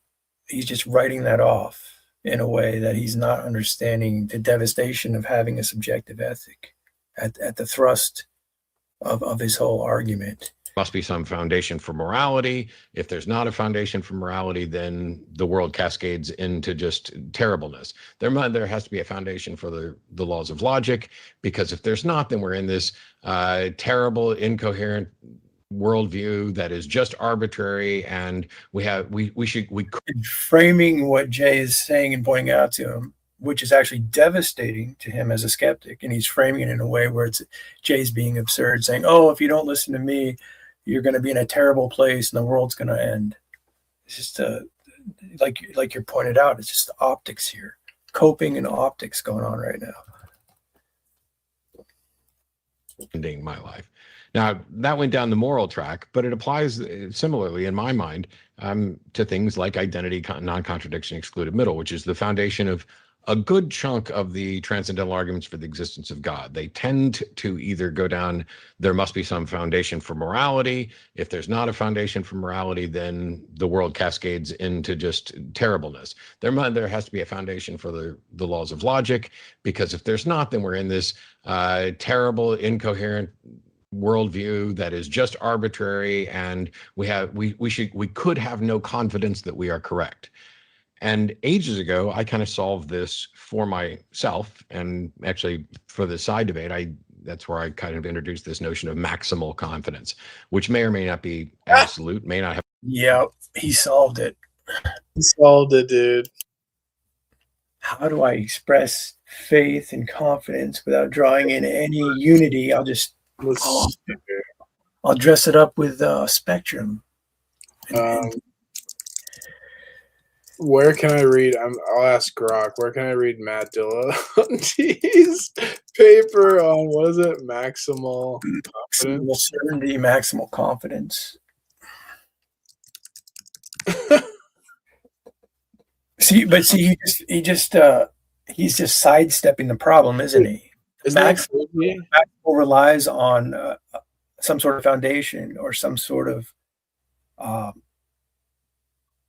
truth that exists, that stands, in order to get closer to that, which is he's calling maximal, but he's avoiding that the truth exists. So he's just sidestepping. Maximal assumes truth. Yeah, he didn't write a paper on it, but it's just like, oh, I solved every problem in philosophy, maximal confidence. And then, I mean, I think that's what like the arrogance and the pride I'm talking about. It's like, dude, if you think you can just dismiss these things. Yeah, he said for me, which shows too the pride or the subjectiveness, right? He's like, that's how the world works. You solve it for you, and I solved it for me, and then you go out and try to apply that and influence others. Like, that's all he really has. If you're sitting down and questioning him, he's like, yeah, I just have a specific point of observation. I have my senses, I have my experience, and for me, the truth is that I have a wife, as an example. Yeah, grounding. But if I presuppose identity non-constraint, and ages ago I kind of solved this for myself, and actually he's maximally confident in himself, right? He's maximally confident in himself. That's the solution. I make myself the king of what's true. Solution. Problem solved. Yeah, right. That's a good way of pointing out what he's dressing up here. Yeah. I kind of introduced this notion of maximal confidence, which may or may not be absolute, may not have a grounding. But if I presuppose identity, non-contradiction, excluded middle, and then take that and apply it to the world, it becomes a sort of test of at least the temporal reliability of that. It's not you don't want to make the black swan fallacy of saying, hey, the laws of logic have always been right, therefore they always will be. Although I think there is a thought experiment that shows that, I mean, he's talking about induction,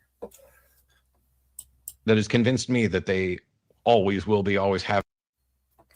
There's a thought experiment that's convinced him they always will be. So yeah. He solved induction now too. He solved David Hume. Well, yeah, because he's the maximal authority of what he's confident in, and whatever he's confident in is true. You can trust him. That's right. That makes sense. I've heard him say, like, I don't care what David Hume says, and this is why, because he solved this and he's decided for himself. He was maximally confident when he said it. You could hear the confidence. It's true. I heard. Therefore, they always will be.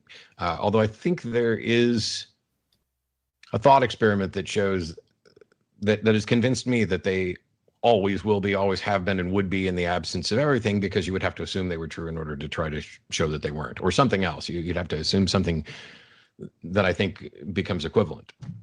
But we began with this notion of I make presuppositions, and I fully acknowledge I'm presupposing the foundations of logic, or the laws of logic, however they want to call it. And I'm presupposing that you and I share a reality, that while I don't have a solution to the problem of hard solipsism, I have some kind of anecdotal ideas. Like, it would be absurd to me personally to think that I've written every great song, every great book, and every terrible song, that I have both been the person on this end of the phone and the caller who was obnoxious and completely clueless and embarrassing, that I'm doing this to myself, or that I am both me and the two of you who are educating me on things that I don't understand. The mere fact that somebody can teach me something that I didn't previously know, and then I can go back, assuming we presuppose that history is reliable, and I can go back and find where, you wrote this 10 years ago, long before I had any understanding of it, or somebody wrote it 50 years ago, long before I was ever born. Those things are at least, maybe, I don't know the correct terminology, perhaps mild defeaters for the problem of hard solipsism, but they're still contingent on my presuppositions that there's a reality and history and all this other stuff. So we start this debate off, and I'm willing to acknowledge those presuppositions, and so is he. And then he went on to suggest that near the end, in something that was almost mind-blowing, that presuppositions are not things that you presuppose absent some epistemic warrant, but are in fact justified or warranted through this. And I can't remember exactly how he described it. One of you probably will. But this was after I had been accused of being wrong about skepticism, wrong about debates. Because we disagree about our presuppositions. So if presuppositions aren't something, God is a presupposition. So why are you asking for evidence of God? If this wrong about presuppositions, Right. wrong about transcendentals, wrong about metalogic, wrong about, I was like, at one point in the debate, I just kind of smiled and said, yeah, let's find another way to call me stupid. But why does that make him smile though? Like, is he smarter than that and he hasn't revealed it yet? Is he going to reveal how he knows better than that in this debate? He's called these guys because he doesn't know what happened. So, I mean, I'm glad he's laughing about this, but did he not act stupid in that debate? He kind of took, he's like, oh, no, I'm not doing that. Yes, actually you were. You were basically saying, I have no idea what I'm talking about. And it was based on your own testimony, Matt. All he did was said, okay, you're a skeptic. I've heard your spiel before. And he pitched it back to you and showed you why it doesn't work. And you want to turn that into, oh, you're calling me stupid? Well, what do you call it what you want? It's strange to be told that I'm wrong about skepticism when it's, now maybe we were using the word in two different contexts. Well, here's what I think it's fair to say he's stupid, because when we're talking about God, we're talking about metaphysics. God is metaphysical claim. So Matt, I guess he knows a lot about science, but science isn't metaphysics. So, well, why does science rely on metaphysics? He presents himself as like some expert debater on God, but shouldn't he know like basic metaphysical things? So, I mean, I think you should be shamed if you're a public figure debating metaphysics who doesn't know metaphysics. Do you think we should toilet paper his house as well, P. Mars? Where does it end? No. Why not?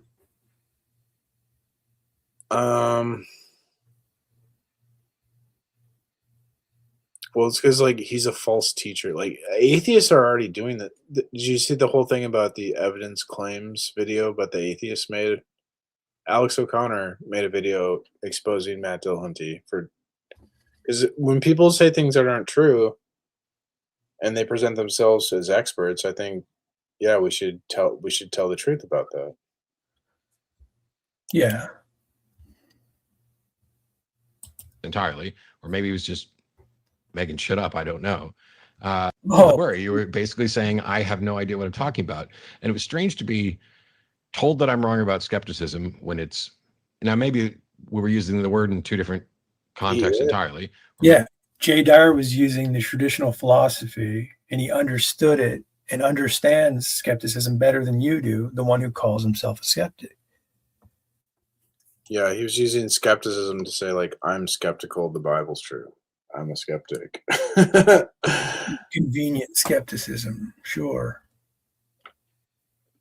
See, maybe he was just making shit up. I don't. Maybe he's making stuff up. I have the video and I could critique it, but I'd rather just say maybe he's making stuff up. He's still getting embarrassed today. I'm telling you, you should check out this. There's this whole like back and forth with him and like an actual philosopher and Alex O'Connor. They pointed out like how dumb he is, and it's like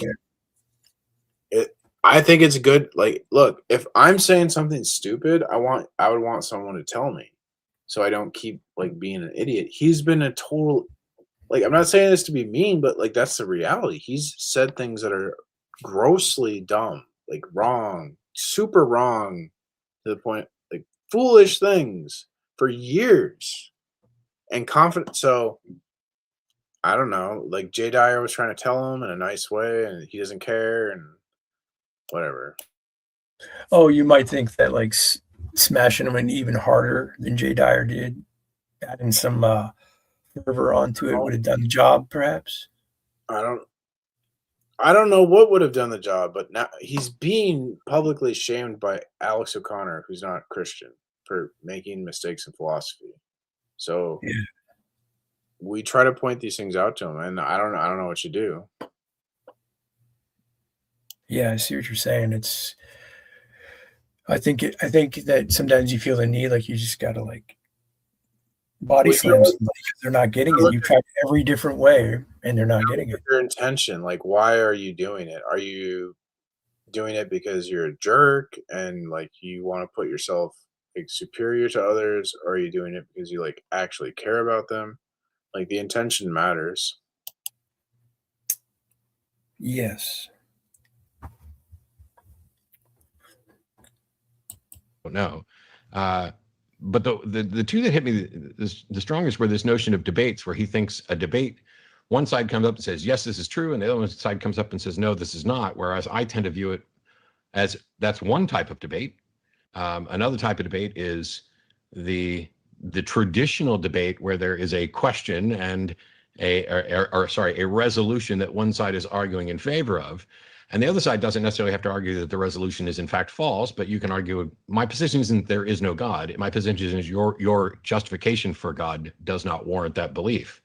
And so it becomes an argument not about whether or not God exists, but about whether or not you are warranted in accepting God exists. And so in that case, he would say, yes, I'm warranted. And I would say, no, you're not. And now there's a yes and a no. And how's he going to do that? That's the whole problem in a nutshell, is like, at the end of the day, Matt goes, I'm right because I say so. And then whoever Matt's opponent can just do the same thing.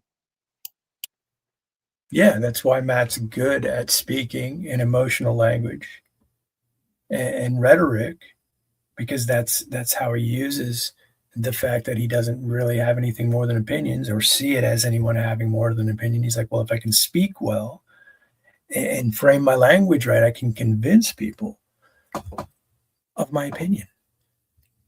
But yeah, not right. So in that case, in that sense, a debate always is somebody arguing that something's true and the other person arguing that something is false. It's just that it might not be. Yeah, it's not necessarily going to be. Those things are assumed within the debate, even if that's not the topic of debate. These guys are missing. That's a contradiction, right? Because he's saying, well, in a debate, we assume my argument's true. Well, what's your standard of truth? What's the absolute? That's the contradiction. Yeah. You're assuming truth exists, but Right. Jesus is the truth, in my view. So are you assuming Jesus? No. Okay, well then what's the truth? Why are you busting my balls? Yeah. Why you got to go there? The conclusion of the argument. It might be whether it's a good argument, whether the argument actually does establish. Oh yeah, sure. We're gonna. The conclusion. It might be they're saying yes, it does, and you're saying it's false that it does. And then you are taking black and white there. So I think it's probably inevitable that you have to take a black and white position in an argument. So in some sense, I think he was right about that. But I think you were right in the sense that it doesn't have to be the conclusion is the thing that I'm arguing it's false that God exists. I could be arguing it's false that you've got an argument that shows that God exists. Right. Yeah, but they don't realize there's ways around that too. Like when Darth comes up against somebody who's like agnostic, they've been getting away with that for years, and he's like he moves to pull them out of that, by asking like if he lives in a world where facts are dependent on God or not. Actually, I noticed him do that to somebody who seemed to actually snap out of it the other day. I was listening to a video, and the guy was like, "Yeah, I'd never thought about it that way. You make a good point." And I was like, "Wow, that's unusual." Dude, he argued with Malpass about this. What's that? Him and Darth and Malpass argued about this. Oh, yeah, and Malpass said to him, Darth said, well, if you say God hasn't made himself known to you, then you deny the God that's made himself known. And Malpass said, that's true, but I could not know that's true. That's what he said. Well, that's where suppression is tricky, right? He's just conceding to Darth's point and then just like not really. Yeah, that's cool. It doesn't make sense. But then he's acting like he's disagreeing, but he's really not. It's weird. Yeah. Well, this guy I was listening to with Darth was like, he was like, yeah, you know, I hadn't thought about it the way that he's like, that's a good point. He's like, you did a good job. And I was like, wow, someone actually like listening to Darth complimenting him, saying he's wrong. I'm like, that's rare. But then like 4 or 5 minutes later, he just flipped right back. It was like, wow. It's irrelevant if you're ignorant as to what you're doing. If you're denying God, doesn't matter whether you're like conscious of it or not, right? Or if you're dumb and you don't, it's not like an excuse or something. I don't know why Malpass thought that was like some defeater. It's because I think he's trying to point out that if you're trying to tell me something I'm suppressing, I can't receive it due to the suppression, which is tricky, but that's also great because when you're pointing out someone has lack of epistemic justification and they want answers from you, you would say to them, how ought you receive my information if you don't have anything established as certain or true? No, he's trying to argue that you can be neutral to Jesus. And Darth is saying, no, you can't, because you like affirm that he's necessary or not. And then Malpass is sort of like, well, that's true, but I could not. Maybe I don't know that he's necessary. Maybe he is necessary, but I don't know that he's necessary. It's the phrasing. He's like, well, from your perspective, that could be true, or if that's true, how would I know? But this is where you go deeper into like, if your epistemology is that you don't know anything, why are you asking me for answers? Well, but he conceded that basically he isn't neutral in truth, but he could be unaware of that truth. But that's like a stupid argument. That doesn't matter, right? Because it's still true that he's not neutral. So then Darth just says, well, then that makes Darth an authority in a sense if he's coming into the argument with an objective truth, right? He's like, well, you already said you wouldn't know or be able to know, and I'm telling you this is the way it is, and that's that. It's like he's created a defeater for himself, is the way I'm seeing that. Is what you're picking up on, and it's making you laugh, right? Like he's trying to argue for neutrality, like I could be an agnostic, but then he concedes that in truth he can't be agnostic because he would deny the God that's made himself known. But well, he's saying in truth, but isn't he saying? Wouldn't he be saying like I don't know the conversation, but wouldn't he be saying if the dichotomy that you're using, or the law of excluded middle and God not God world is true? Wasn't he utilizing that line of reasoning that Darth was pitching to him, but not saying, "Oh yeah, you're right about that." Darth was saying like you reject the God that's made himself obviously known, because he was trying to defend agnosticism, and Darth was showing that look, there's this flaw, right? Because you can't be neutral to something that's obvious, basically. And Malpass concedes that's true, and then his counter was like, well, I could just be too dumb to know that's true. That was his counter argument. Nice. I think that's funny. Like, I don't get it. Like, but yeah, I'm sure a lot of these things are realized later by these guys, just not spoken of. I don't see how that's like a defeater. Like, he's basically, to me, conceding to what Darth is saying, because it's like, why does it matter whether you're cognitively aware of what you're doing? Like, you're still doing it, you know? Well, that's what I'm saying. Yeah, that's where I see it as that puts Darth in an authoritative position, because now he's able to tell him what he's doing because he's conceded that he may not know. Slightly different. Which tends to be my view on it, and I think it's the view that largely has to prevail in this realm, because if they come up with an unfalsifiable proposition and offer their reasons why they're convinced that it's an unfalsifiable proposition, it should be sufficient for me to point out that the proposition is unfalsifiable, and therefore, by virtue of being unfalsifiable, you couldn't have possibly had an argument that warrants that belief. And you certainly couldn't place a burden of disproof on somebody to disprove something that is unfalsifiable. So what's going on there? The term unfalsifiable, is this something that's utilized in science and empiricism that he's trying to move into philosophy? Falsification criteria comes from Karl Popper, and it was in science there's something called the problem of demarcation, or how do you know what's science and what's pseudoscience? And so the falsification criteria was to solve that. It didn't work, but it's not meant to be applied to things outside of science. So yeah, it's a misapplication. Yes. So this is his problem. When someone says you have an unfalsifiable claim, I'm thinking, how's that my problem that you're seeing it this way?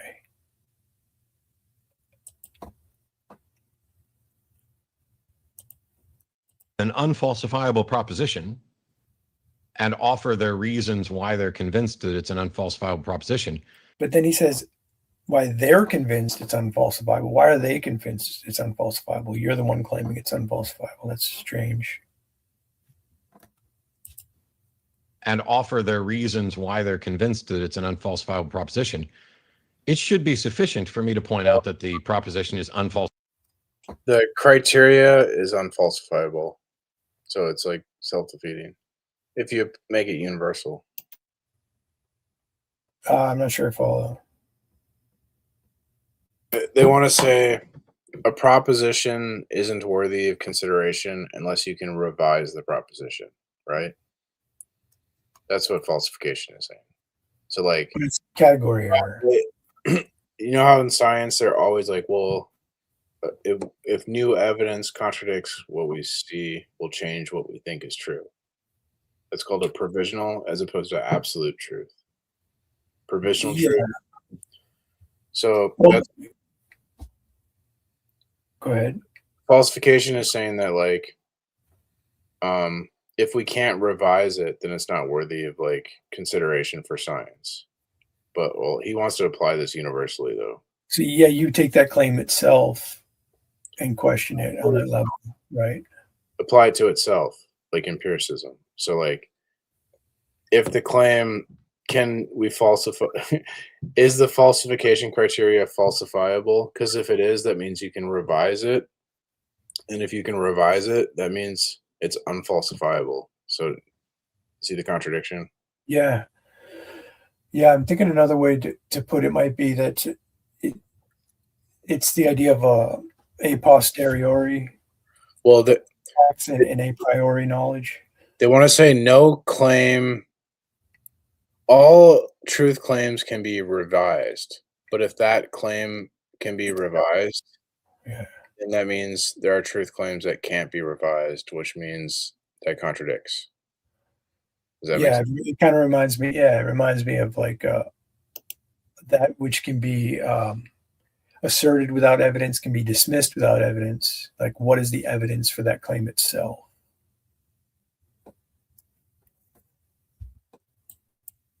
Falsifiable, and therefore, by virtue of being unfalsifiable, you couldn't have possibly had an argument that warrants that belief. And you certainly couldn't place a burden of disproof on somebody to disprove something that is unfalsifiable.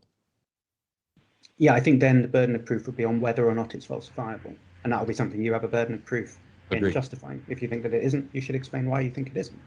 A lot of shoulds in here. A lot of shoulds. Is atheism falsifiable? I mean, atheism would be unfalsifiable. There you go. Yeah. I mean, if we just sort of pause for a second to talk about presupposition, which is a slightly different notion. We talked about transcendental argument, transcendentals. A presupposition is another one of these terms that's floated around in these discussions, and it has lots of different meanings. It means lots of different things. In the most precise context in contemporary philosophy, what it means is nothing to do with this, but it's a very distinct thing where it's a linguistic phenomena. So it's like if you say, when did you stop beating your wife? Right, that leading question. There's a presupposition in that, which is that you used to beat your wife or something. Or that's what's being pointed out is you guys have a litany of these assumed and smuggled presuppositions that have been unchallenged. You guys are asking, when did you stop beating your wife, all over the place, in a sense. You're being challenged on that. if I say that the cup of tea I just had was cold, then there's a presupposition of that, which is that I just had a cup of tea, right? It's about where a statement has some kind of implication that comes from it, effectively. And it's an interesting area of the philosophy of language to look at. But it's not convincing as a way of constructing tag, because unlike if I say, like the cup of tea I had was cold, has as a presupposition that I had a cup of tea. Right? It's very obvious that like a linguistic connection between those two sentences. But if I say my experience is intelligible, or if I say that God exists and my experience is intelligible, there's no obvious linguistic connection between those two sentences, right? It's not a case of linguistic presupposition like I just gave them, like when did you stop beating your wife has as a presupposition that you beat your wife at some point, right? There's no linguistic presupposition, so it's not that. There's a whole interesting area of the philosophy of language that I think he actually referred to it at some point. This work with Peter Strawson, he goes off into that area. So it's not that, so nothing to do with that, right?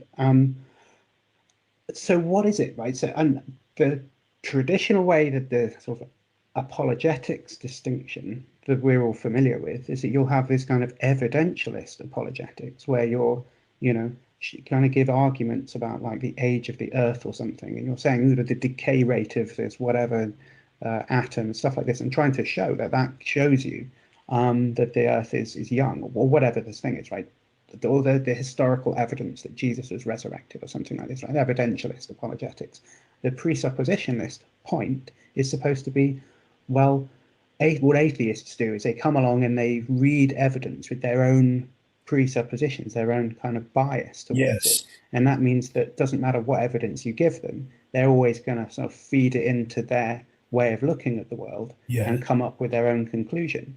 And so what you can't do is just assume that there's evidence that's neutral between those two grounds, right? There's a whole set of assumptions that people have before they look at any evidence and evaluate that. And we call those assumptions that people have presuppositions. And that's a basic distinction, is that you shouldn't, it's, I mean, I think a much better way of thinking about it is in Bayesian terms. So you've got your prior probabilities and your posterior probabilities. So wait. Now, where is he bringing in probabilities? It's interesting when they use probabilities, because when I guess he's saying Bayesian probabilities, which might be an open-ended probability, because when I think of a probability, it's like you have a six-sided die and you roll it, you're going to get one of six numbers. But when you're talking about things of faith, like, oh, the sun will come up tomorrow, it's come up every other day, it's a high probability. That's not an actual probability. That's a faith claim that projects into the future, which, assumes induction. So this is one of those smuggles I'm questioning, like, and he's saying it's Bayesian, like he's not claiming this is his worldview. He's just bringing in ideas. That's what the philosopher does, right? Oh, I'm not saying that. But these probabilities get smuggled in often, like, oh, it's based on probabilities. I think this is a flawed response in many ways, even that's sort of general. Darth would say you couldn't have probabilities without God, because probabilities require background information, static variable and dynamic variable, and static variable requires a stable reality. So you're back to the unchanging reality. Yeah, I mean that's a good way to handle it, for sure. It's, I mean, I think a much better way of thinking about it is in Bayesian terms. So you've got your prior probabilities and your posterior probabilities. So how likely do I think a proposition is? I could call that my posterior probability. And then if you give me some evidence, I might update my But he's not getting to the assumptions. He's just chunking that in there. I think it's much better to do this. My assignment of probability to that proposition on the basis of that evidence, and that's my posterior probability. That's what I think now after I've seen the evidence. I might change my mind. I might think it's more likely or less likely after I've seen. You ask, like, what is the probability the sun will come up tomorrow? And and it's an arbitrary probability. The answer they give you is going to be, in some fashion, an arbitrary probability. It's like a category error. It's like it's not really a probability. Like a 60-year-old man talking about the sun coming up tomorrow, and a 6-year-old kid talking about the sun coming up tomorrow. It begs an example of like, oh well, the 60-year-old man has more of a basis to make the probability argument because he's lived 10 times longer than the 6-year-old. But it's a category error. It's not that either of them knows the sun is going to come up tomorrow. They're just assuming that the future will act like the past did. Even if you see like a pen drop a billion times, it doesn't justify you that it's like 100% going to drop the billionth one time. Right. The probability itself is open-ended, which it shows it's in the wrong category. It's a faith category. It's not a mathematical category alone. Some evidence. And it seems to me that's basically the difference between a presupposition and a kind of something that you arrive at after an argument or some evidence or something. Like, so to me, there's nothing particularly special about presuppositions. They're just beliefs that you have, that you... He's just going to say, oh, there's just beliefs you have. He's just going to write them off. You know, before we start talking about something in particular, there's a bunch of things that I believe. There's nothing special about them, not about transcendental categories or anything. Yeah. See, he's just coping. Like, I don't want to be challenged on this stuff. My degree in philosophy does not accommodate this. Like he's just relabeling them, right? Yeah, or just repackaging them, or just saying, well, no one can really figure it out, so let's just move past it type of idea. It's like, well, no, the guy that you're creating the stream, Jay Dyer, the reason you created this is because you have someone who's articulate and challenging them and coming to you with a worldview that's saying, I have the truth, and you're suppressing it. So just to try to throw that away and say you don't like it, you don't want to do that, you're not solving the problem. Particular, they're just things that it's a kind of operational distinction about what happens before a conversation and what happens at the end of a conversation.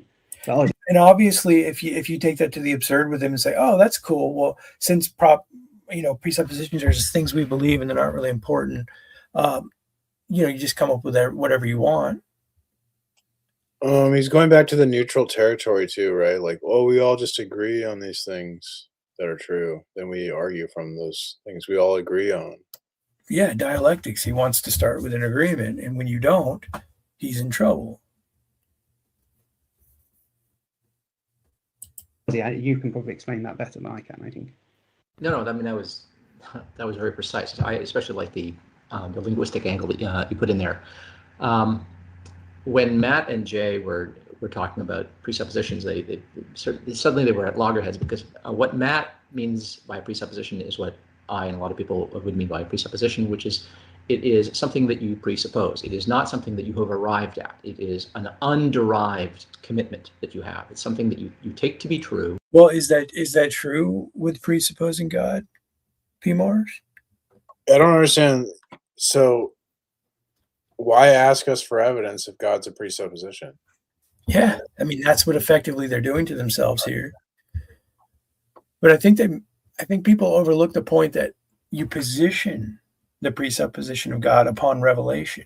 Like, that's what Van Til discovered and put out there. He's like, you did in the idea of like you represent or rearrange the way you think about the world, and realizing that, yes, of course, presupposing God is the correct view.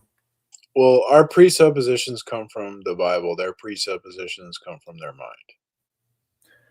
But what I'm saying is, he's saying, oh, presuppositions are things that you don't establish. They just are, in a sense. But I'm saying, like, you can actually reposition a realized or revealed presupposition as a primary or ultimate. Well, in his view, that's true. In their view, from a secular point of view, that's where it is. It's like the worldview buffet. They just assume things. That's what they do. So he's right from his point of view. He is technically right, But but I'm saying even in his view, don't you think Ozzy has realized or discovered things and then categorized them as more of a primary presupposition than other things? okay, but he would have like knowledge, but his knowledge would lack ultimate context. So he has like a type of knowledge, but it's like it lacks ultimate context because he denies the ultimate context.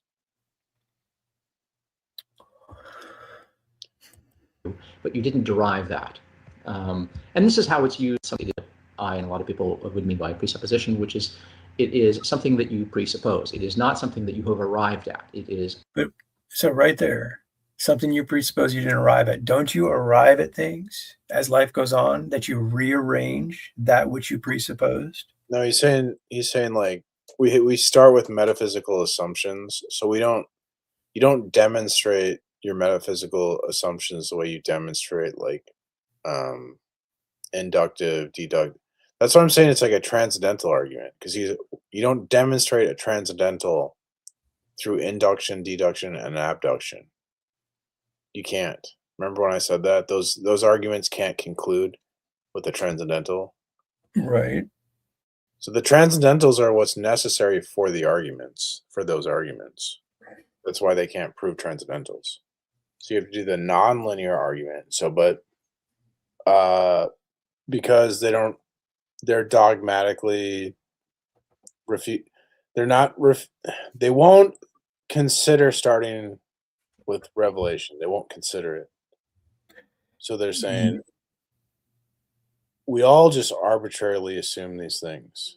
But then if they're also saying that, then they also have the critique of like, well, why are you asking for evidence of God if you're saying, well, I just arbitrarily assume atheism? Yeah, it becomes a defeater. I agree. I think I'm trying to hone in on something here, maybe ineffectively, but what I'm trying to say is on the screen there, like he's saying you presuppose it's not something you've arrived at. So I'm thinking Van Til. Like Van Til would be the philosopher who presupposes God, but you would say to Van Til, you didn't always claim that you presupposed God, right? Well, we would say outright you didn't. We don't reason to revelation; we reason from it, right? He'll say that. Well, what? Yeah. So I guess it's a matter of recognition, though. Like you haven't always argued that you presuppose God, but you do now, and you reflect back and realize that you were already presupposing him, but not recognizing that you were presupposing him. Okay, so like we don't demonstrate our presuppositions with like a science experiment or a logical argument, right? So how do we demonstrate? So how do we demonstrate them? We say, like without this presupposition, demonstration is impossible, or something like that. I lost my train of thought. Well, you don't see what I'm saying though. Like Van Til wouldn't, so in a sense, discovered the idea of presupposing God and then applied it to his argumentation. But he would also say, I did presuppose God, I just didn't formally address it in such a way. And you presuppose God, unbeliever, but you're suppressing it in unrighteousness. You actually also presuppose God.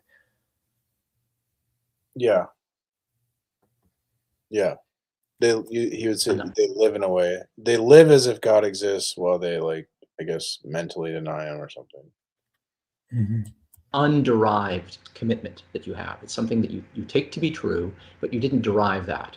And this is how it's used in presuppositional apologetics, for instance, right? If I can for a second, I know you're on Sure.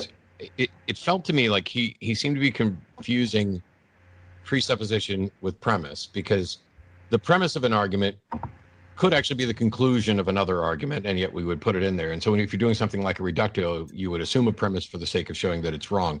That is, I think there was kind of an equivocation there with his view of presupposition that, oh, this is a premise of my argument which may be warranted through something else. Right. I think that's No, right. You were obviously. Our presupposition is in the art, so the worldview is in premise one. So maybe I think that's what Matt's talking about. That we insert our whole worldview into premise one. So because it's an argument about presuppositions. Yeah.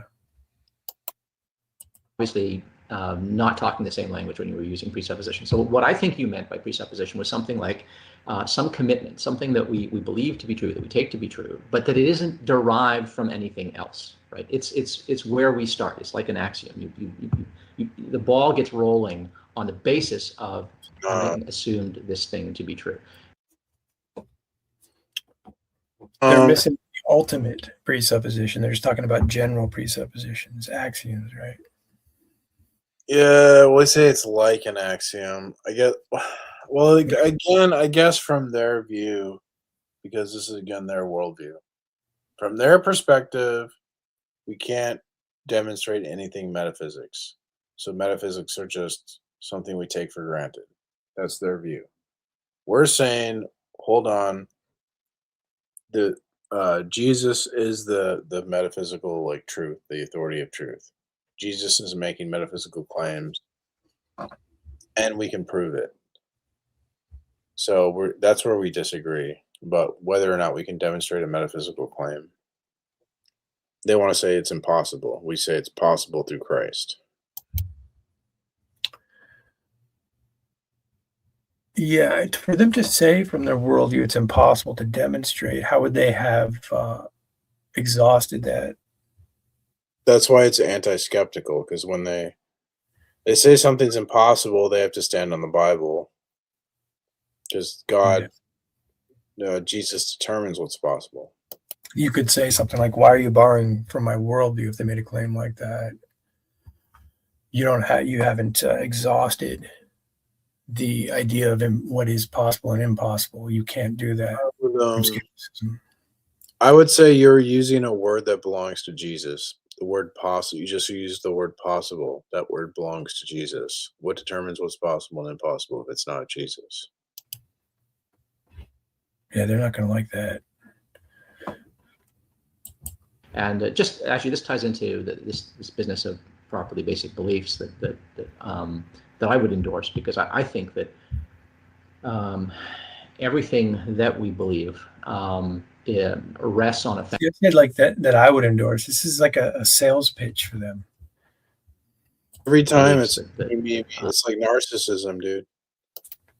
Yeah, like I'm educated, I'm smart, so I'm going to endorse this, even though I can't really know anything, but this is what I'm going to sell. That I would endorse, because I think that everything that we believe rests on a foundation, so to speak. I'm using the word foundation very figuratively there. It may not be what the foundation was, but it rests on, you can also use a network of beliefs that are coherentism. I don't want to say foundationism, because I'm just, I can't make a commitment, but I want you to believe me. Are unwarranted. And in fact, I don't just think that he's talking about what I was talking about. Like, we have these beliefs that are epistemically privileged. Like, induction is true. Well, we want to say God is epistemically privileged, and they go, "No, you can't do that." According to what, Right. He's admitting he has unwarranted beliefs, dogmatic beliefs. But right, I don't like your God belief, and I'm going to argue with yours. Properly basic beliefs are unwarranted. You can also use a network of beliefs that are unwarranted. And in fact, I don't just think that these properly basic beliefs are unwarranted. I think they're unwarrantable. There is no way to warrant them, to discharge them. In order for me to come to terms with my own silly philosophy, I've got to say that there's no way to do it. Even though, again, I can't exhaust the way I concluded that. But I just want to say that because it makes me feel better about my unwarranted dogmatic philosophy that I'm pitching you right now. That I'm actually giving us what we want in tag. He's conceding that without revelation, they can't know anything. He's literally saying, right. There's so many answers being given right now in what he's saying that speak to someone who studies presuppositions. But this is great, actually, what he's saying right now. you can't even vindicate them after the fact. Whereas I think Jay was thinking of something else entirely. So I don't know what to think there. That it, like, I think this, Ozzy, what you just said gives Jay Dyer the availability to say, "Oh, okay. Well, my presupposition is ultimate. It's God. So all the things you rely on, all this reality starts with God, and that trumps whatever you're bringing to the table because it's under God." Based on what you just said there about presuppositions, assumptions, dogmatic, unwarranted beliefs. You just conceded the argument and apparently didn't realize it. At the time, when I was watching, in fact, I even sent you a message saying, "What the heck? I just watched this thing and I'm gobsmacked by the fact that he thinks that you can justify presuppositions. I mean, presuppositions are the very things that you don't justify." There you go again. God's my ultimate presupposition. Don't ask me to justify it. Good, Matt. Did you see Matt? But How smug Matt looked there. Did you see that? Well, you know why, right? If he applied what I just said, then he would be like, "Oh, dang, I can't even argue with Jay Dyer." But he's thinking about something else, isn't he? What the hell is he thinking? he thinks that you can justify presuppositions. I mean, presuppositions are the very things that you don't justify. But he might have been using it in the sense that you're saying. It's like teacher gave me a good grade. Do you see that look? Teacher just gave me a good grade. Yeah, well, I get a very different read from what's happening here. But yeah, I don't know what he thinks. Why is that good for him to say? He confirmed. Okay, so someone who's educated, master's. No, I know that, Primars. I'm saying, like, think about what he just told him, though. Like, presuppositions are even justified. So if he was thinking about this, like, oh, it's a Jay Dyer ultimately presupposes God, so I can't even ask him for justification. That doesn't matter. All he heard was I was right. Well, you might not in any particular moment be justifying them, but they are something that could be vindicated later on, or that could have been derived, and they are merely presupposed for the time being for this argument towards this conclusion. And I don't know which was more shocking, the fact that we came across this dramatic... presupposed for this argument. What did I say? They agree. Well, agree this is true, and then argue. Yeah. Different view of what a presupposition is, or that we began with talking about presuppositions and both acknowledging that we were using them, and then 2 hours later we find out we mean something dramatically different. Alex, you have something to mention? Well, and talking about presuppositions and both acknowledging that we were using them, and then 2 hours later we. Yeah, he's missing that. Yeah, we agree that we use them. We agree that we have them. We disagree with the presupposition itself. You know what's annoying? This reminds me of, like, okay, I had a debate about the Christian God is necessary for intelligibility, right? And then the guy just defines intelligibility to be, well, I can understand 2 + 2 = 5, therefore it's intelligible. Well, that's what we're talking about, you know? So in the next debate, I made sure I sent him, like, the definition of intelligibility that we're talking about. Like, you can know things in a non-arbitrary way, that, like, the concepts connect to the real world. And he still, it was like we're talking past, like, he agreed to that definition, and then the whole debate he used the, like, intelligible means I can understand it. It's like, what? So even, like, when you make an effort, I made an effort, and it didn't even matter. Yeah, that's going to continue to happen too, unfortunately.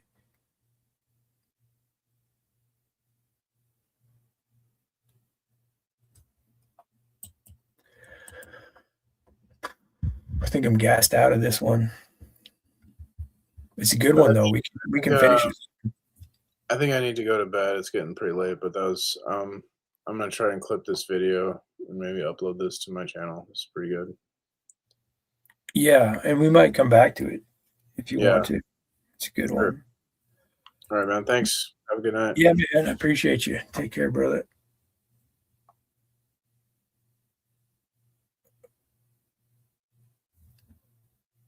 I will. I'm just gonna put on some music. I guess if it's too late, yeah, it's gonna be it. So I'm just gonna play some music on the way out. Thanks for hanging out, Peter and Whitney, Chris, Vartman, I guess.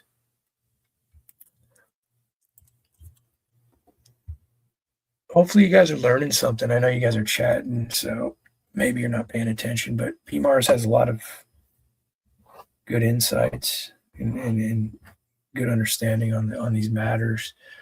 Peter does as well.